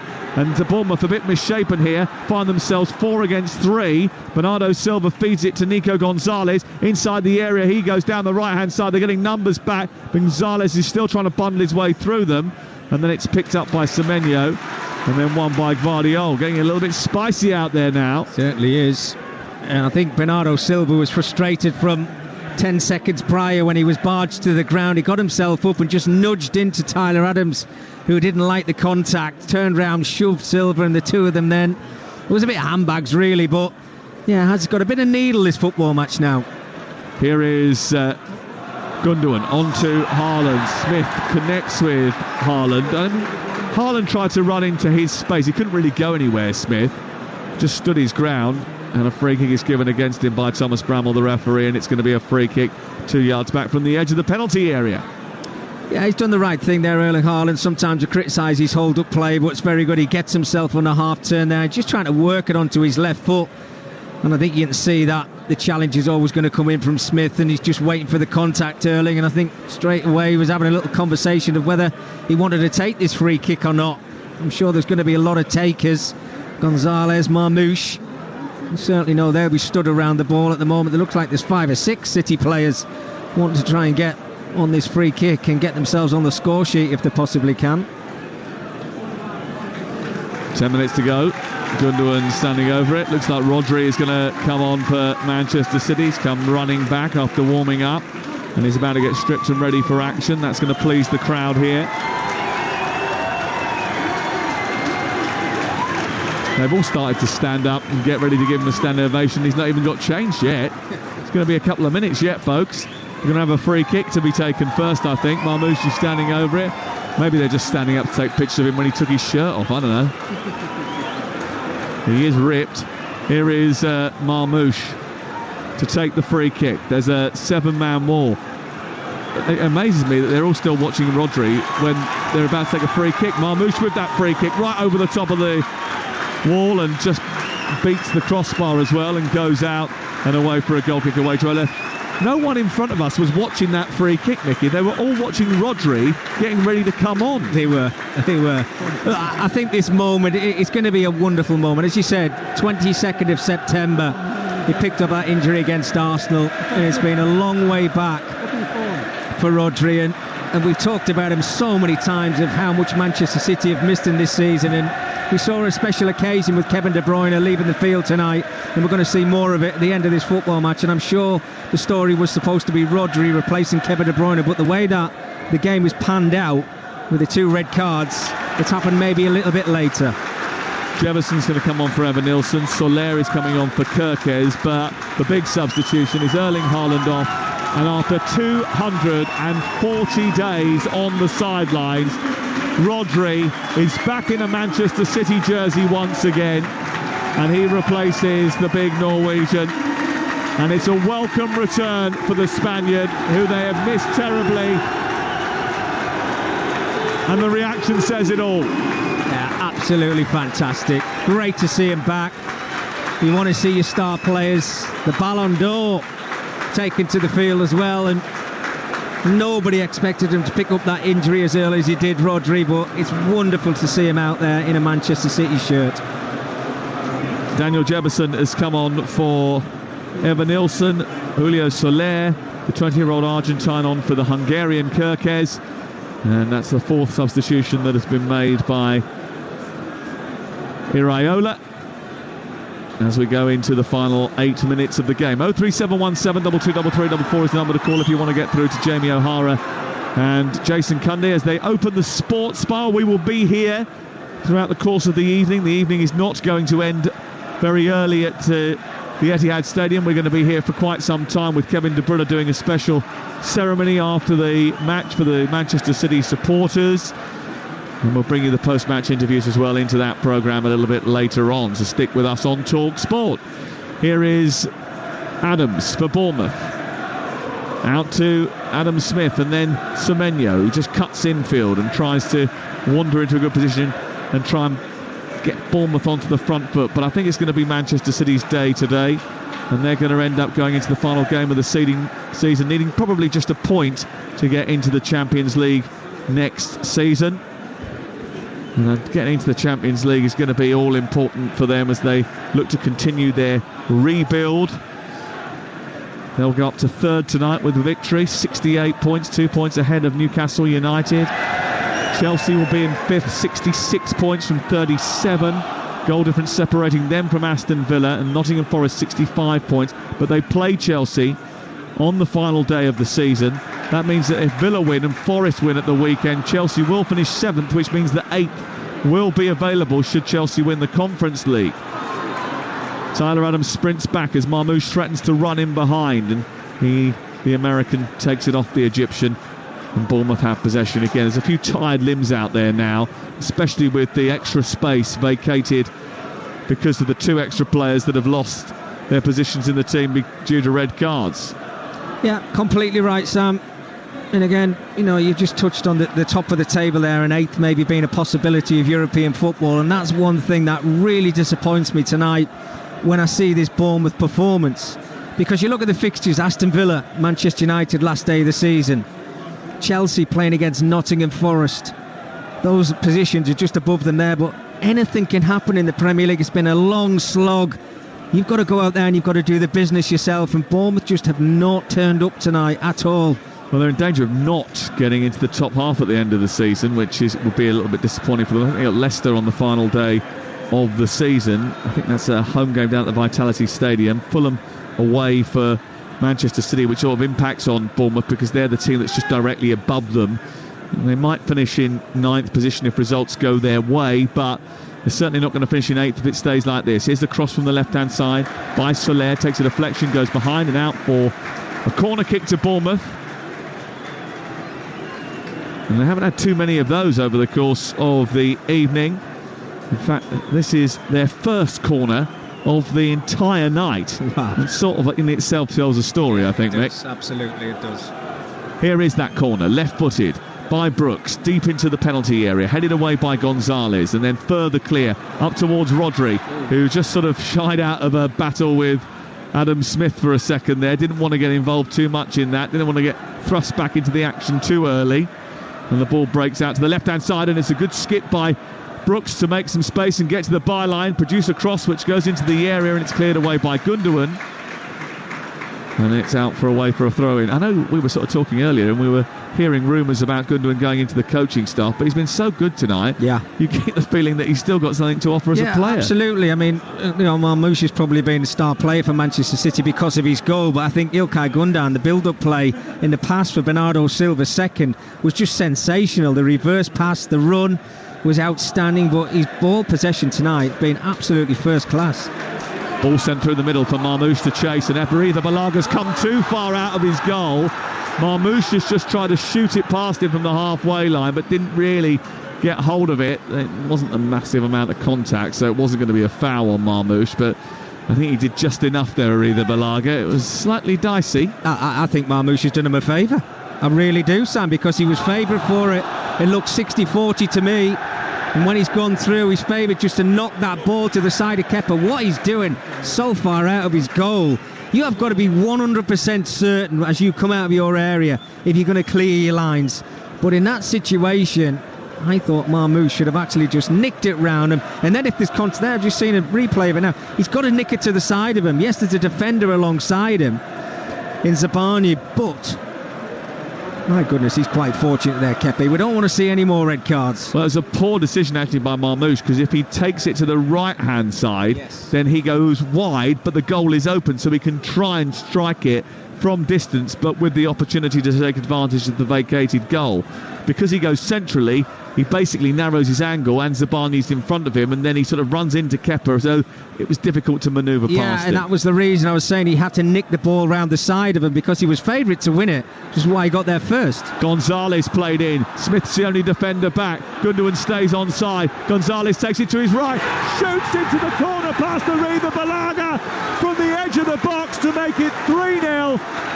Nico Gonzalez with his second goal in Manchester City colours. It's a terrific strike by him. Excellent run by Gundogan to open up the space. but Nico Gonzalez maybe taking up the baton. A couple of the new boys have been on the score sheet tonight, Gonzalez and Marmouche, and that has put the seal on a 3-goal victory and 3 points for Manchester City on a night in which they waved goodbye to one of the old guard in Kevin De Bruyne. Well, what a wonderful goal, but I think it's one of those situations from Nico Gonzalez where if he gets this wrong, Ilkay Gundogan will not forgive him, because he's got 2 or 3 opportunities to play the ball into him, but he's very clever. He waits for the defenders to commit themselves, and that wonderful little curl around the defender is absolutely superb, and he gives Kepa absolutely no chance. Kepa's been a nightmare in the last couple of minutes, but on this occasion I think the quality from Gonzalez has given the goalkeeper, Bournemouth goalkeeper, absolutely no chance. Super goal. Well, it's great for Pep Guardiola that a couple of the new recruits have scored the goals on the night, that the baton from the old to the new is going to be handed over. I'm not necessarily sure anyone can replace Kevin De Bruyne. Maybe the same with Bernardo Silva, and they'll have to dip into the transfer market. They will dip into the transfer market again during the summer, but it's a positive end to the season at the Etihad Stadium, and it's 3-0 with 6 minutes of additional time. Semenyo down the right-hand side, cross from Smith into the centre, away by Akanji, picked up by Adams. Let's go off to Selhurst Park. There's been another goal for Ian Abrahams. Palace 4, Wolves 2. He scored the winner on Saturday to lift silverware, and he scored again. Ebery Jeze inside the penalty area, right-footed past Bentley. His 6th in 6 games. Last few seconds are on Talksport 2. Palace 4, Wolves 2. Crikey, haven't they had a great end to the season, Crystal Palace? Not only with the FA Cup, but they've been winning games left, right and centre. They've been in great form. And we're going to get a few more opportunities here. Oscar Bob coming back from injury, had a brief moment where he came on against Leicester City. We haven't seen much of him. Doku started the cup final, didn't do too much. Marmouche coming off. Gundogan coming off.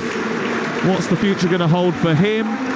And we are going to see Jack Grealish, which is good news, because we haven't seen enough of Jack Grealish in recent times, and I'm certain that he would have been absolutely irritated about the fact that he didn't get on in the cup final when they needed a goal on Saturday. And as Gundogan is embraced by Pep Guardiola, Bernardo Silva starts to jog over towards this near touchline, and he will high-five with Jack Grealish. And that is the latest and final Manchester City switch. Well, I'll put it out there, Sam. Is this the last time we see Jack Grealish at home at the Etihad Stadium wearing a Manchester City shirt? Because, what, a minute left of the game? We're in the 91st minute now. I don't know. Maybe I'm just jumping the gun a little bit here, but it's got that feel about it. Well, he's only started 7 league games this season before tonight. His future will be decided in the summer, but his role has been a supporting one this season. Not enough opportunity to shine, and when he has been on the pitch, things have gone against him. He's had a few injuries which have certainly hampered him over the last couple of years. Ever since the treble high, things have not really come back to the peak for Jack Grealish, and you just wonder what the next chapter in his story is going to see. Nunez forward, on halfway, it's chested down by Smith, comes back towards Nunez, who rifles the ball forward. It's cut out by Zabanye, then sent out wide towards the left-hand side. 3 minutes of stoppage time have already been played. There's 6 added here, and we're going into the last knockings of this game at the Etihad Stadium. And it's 3-0 to Manchester City. And 4 points should probably be enough because of Aston Villa's goal difference to get them into the Champions League. Manchester City, it means that they can maybe afford to draw with Fulham at the weekend, although I'm sure that won't be in Pep Guardiola's mind. And they can get a maximum of 71 points this season, which is, if they win their final game, that means that they'll finish with their lowest Premier League points under Pep Guardiola, which was from his first season when they only got 78. It's been that sort of season, and he knows it, which is why I think he was continually telling anyone who asked him that the FA Cup wouldn't paper over the cracks. Third position is still up for grabs. And maybe second. That's quite some swing, isn't it? There's a 7-goal swing that's going to be required on the final day of the season. Yeah, look, Arsenal got Southampton. Yeah, I don't think it's going to happen. Well, so third it's probably going to be, isn't it, Sam? But I think Champions League football, they'll be thrilled. They win tonight, go into that final game of the season against Fulham away from home. And look, if that was his message to his players, OK, I'm going to play my best side against Bournemouth and concentrate on getting into Champions League football next season, well, it looks like they're going to gain that position. But to the detriment of losing an FA Cup final. Semenyo in towards the near post, headed forward by Tyler Adams. Guardiola away. And it goes out for a throw-in. Are we in a situation here where Pep Guardiola, by the way he has set his team up tonight and in comparison to Saturday, he's almost admitting that his team aren't good enough to play his first 11 twice in 5 days? I think momentum's a good thing, Sam, as well. When you're winning football matches and confidence is really high, I think you have to go back to the period when they weren't confident. He did have to make those changes. Gonzalez sends it out wide towards Doku. Doku races up the pitch, then checks back. He's on the right side, gives it to first Rodri, then to Oscar Bob, another one who's been missing this season that doesn't really get talked about that much. He broke into the team last year, so that terrific goal against Newcastle United, didn't he? That winner that he scored last year. Announced himself onto the Premier League stage, but he broke his leg back in August and we haven't seen anything of him really since then. A few sort of sporadic appearances off the bench, but nothing more than that. Ball given away and picked up by Jebison. Jebison against Ederson, hits the ball underneath him, takes a deflection, goes beyond Ederson and in, and with about 30 seconds left of stoppage time, Jebison gets on the score sheet for Bournemouth. It's 3-1. Well, you talk about too little too late, and that's exactly what it is for Bournemouth. Again, a sloppy pass from City players over on that right-hand side. Give Jebison the opportunity in a 1v1 situation. He just showed his brute strength and his power. Yes, he gets that bit of good fortune with a deflection underneath Ederson, but the hard work was done from the running off the ball just to slot that into the back of the net.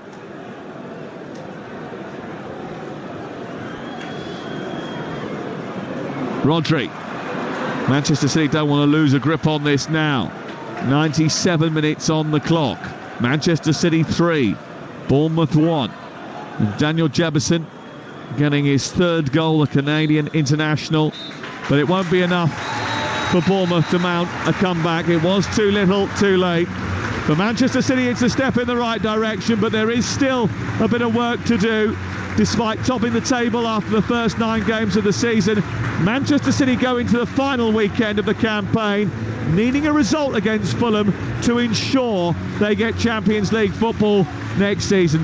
They have bounced back from cup defeat, brought an end to Kevin De Bruyne's time with a send-off fit for a king, but uncertainty remains. They should still do it, but there's so many things that Manchester City should have done this season and haven't. So it will be a nervous wait on the final day. Dreams of Europe are over for another year for Bournemouth. Their final game against Leicester is for nothing but pride. But this game was lit up by a wonderful goal from Marmoush, a second from Bernardo Silva, and a strike just before the end by Nico Gonzalez. It means Manchester City have beaten Bournemouth by 3-1. So Manchester City casting the disappointment of defeat in the FA Cup final to one side. They leave their fans inside the Etihad on a high note after the lows of their Wembley weekend, and now the City players, the Bournemouth players too, everyone wants to shake the hand of Kevin De Bruyne. He's not retiring, it's not over just yet, even in a Manchester City shirt, but tonight I think is the night to pay respects for all he has achieved. All of his City teammates around him right now, and I'm sure it is a truly emotional evening. He will be staying inside the stadium, and so will tens of thousands of these fans, to impart his final words upon the fan base that have given him so much support over the last 10 years. Guardiola, his manager, very happy indeed. His side on the verge of Champions League qualification. They're up to third. They're 2 points ahead of third place Aston Villa going into the final weekend.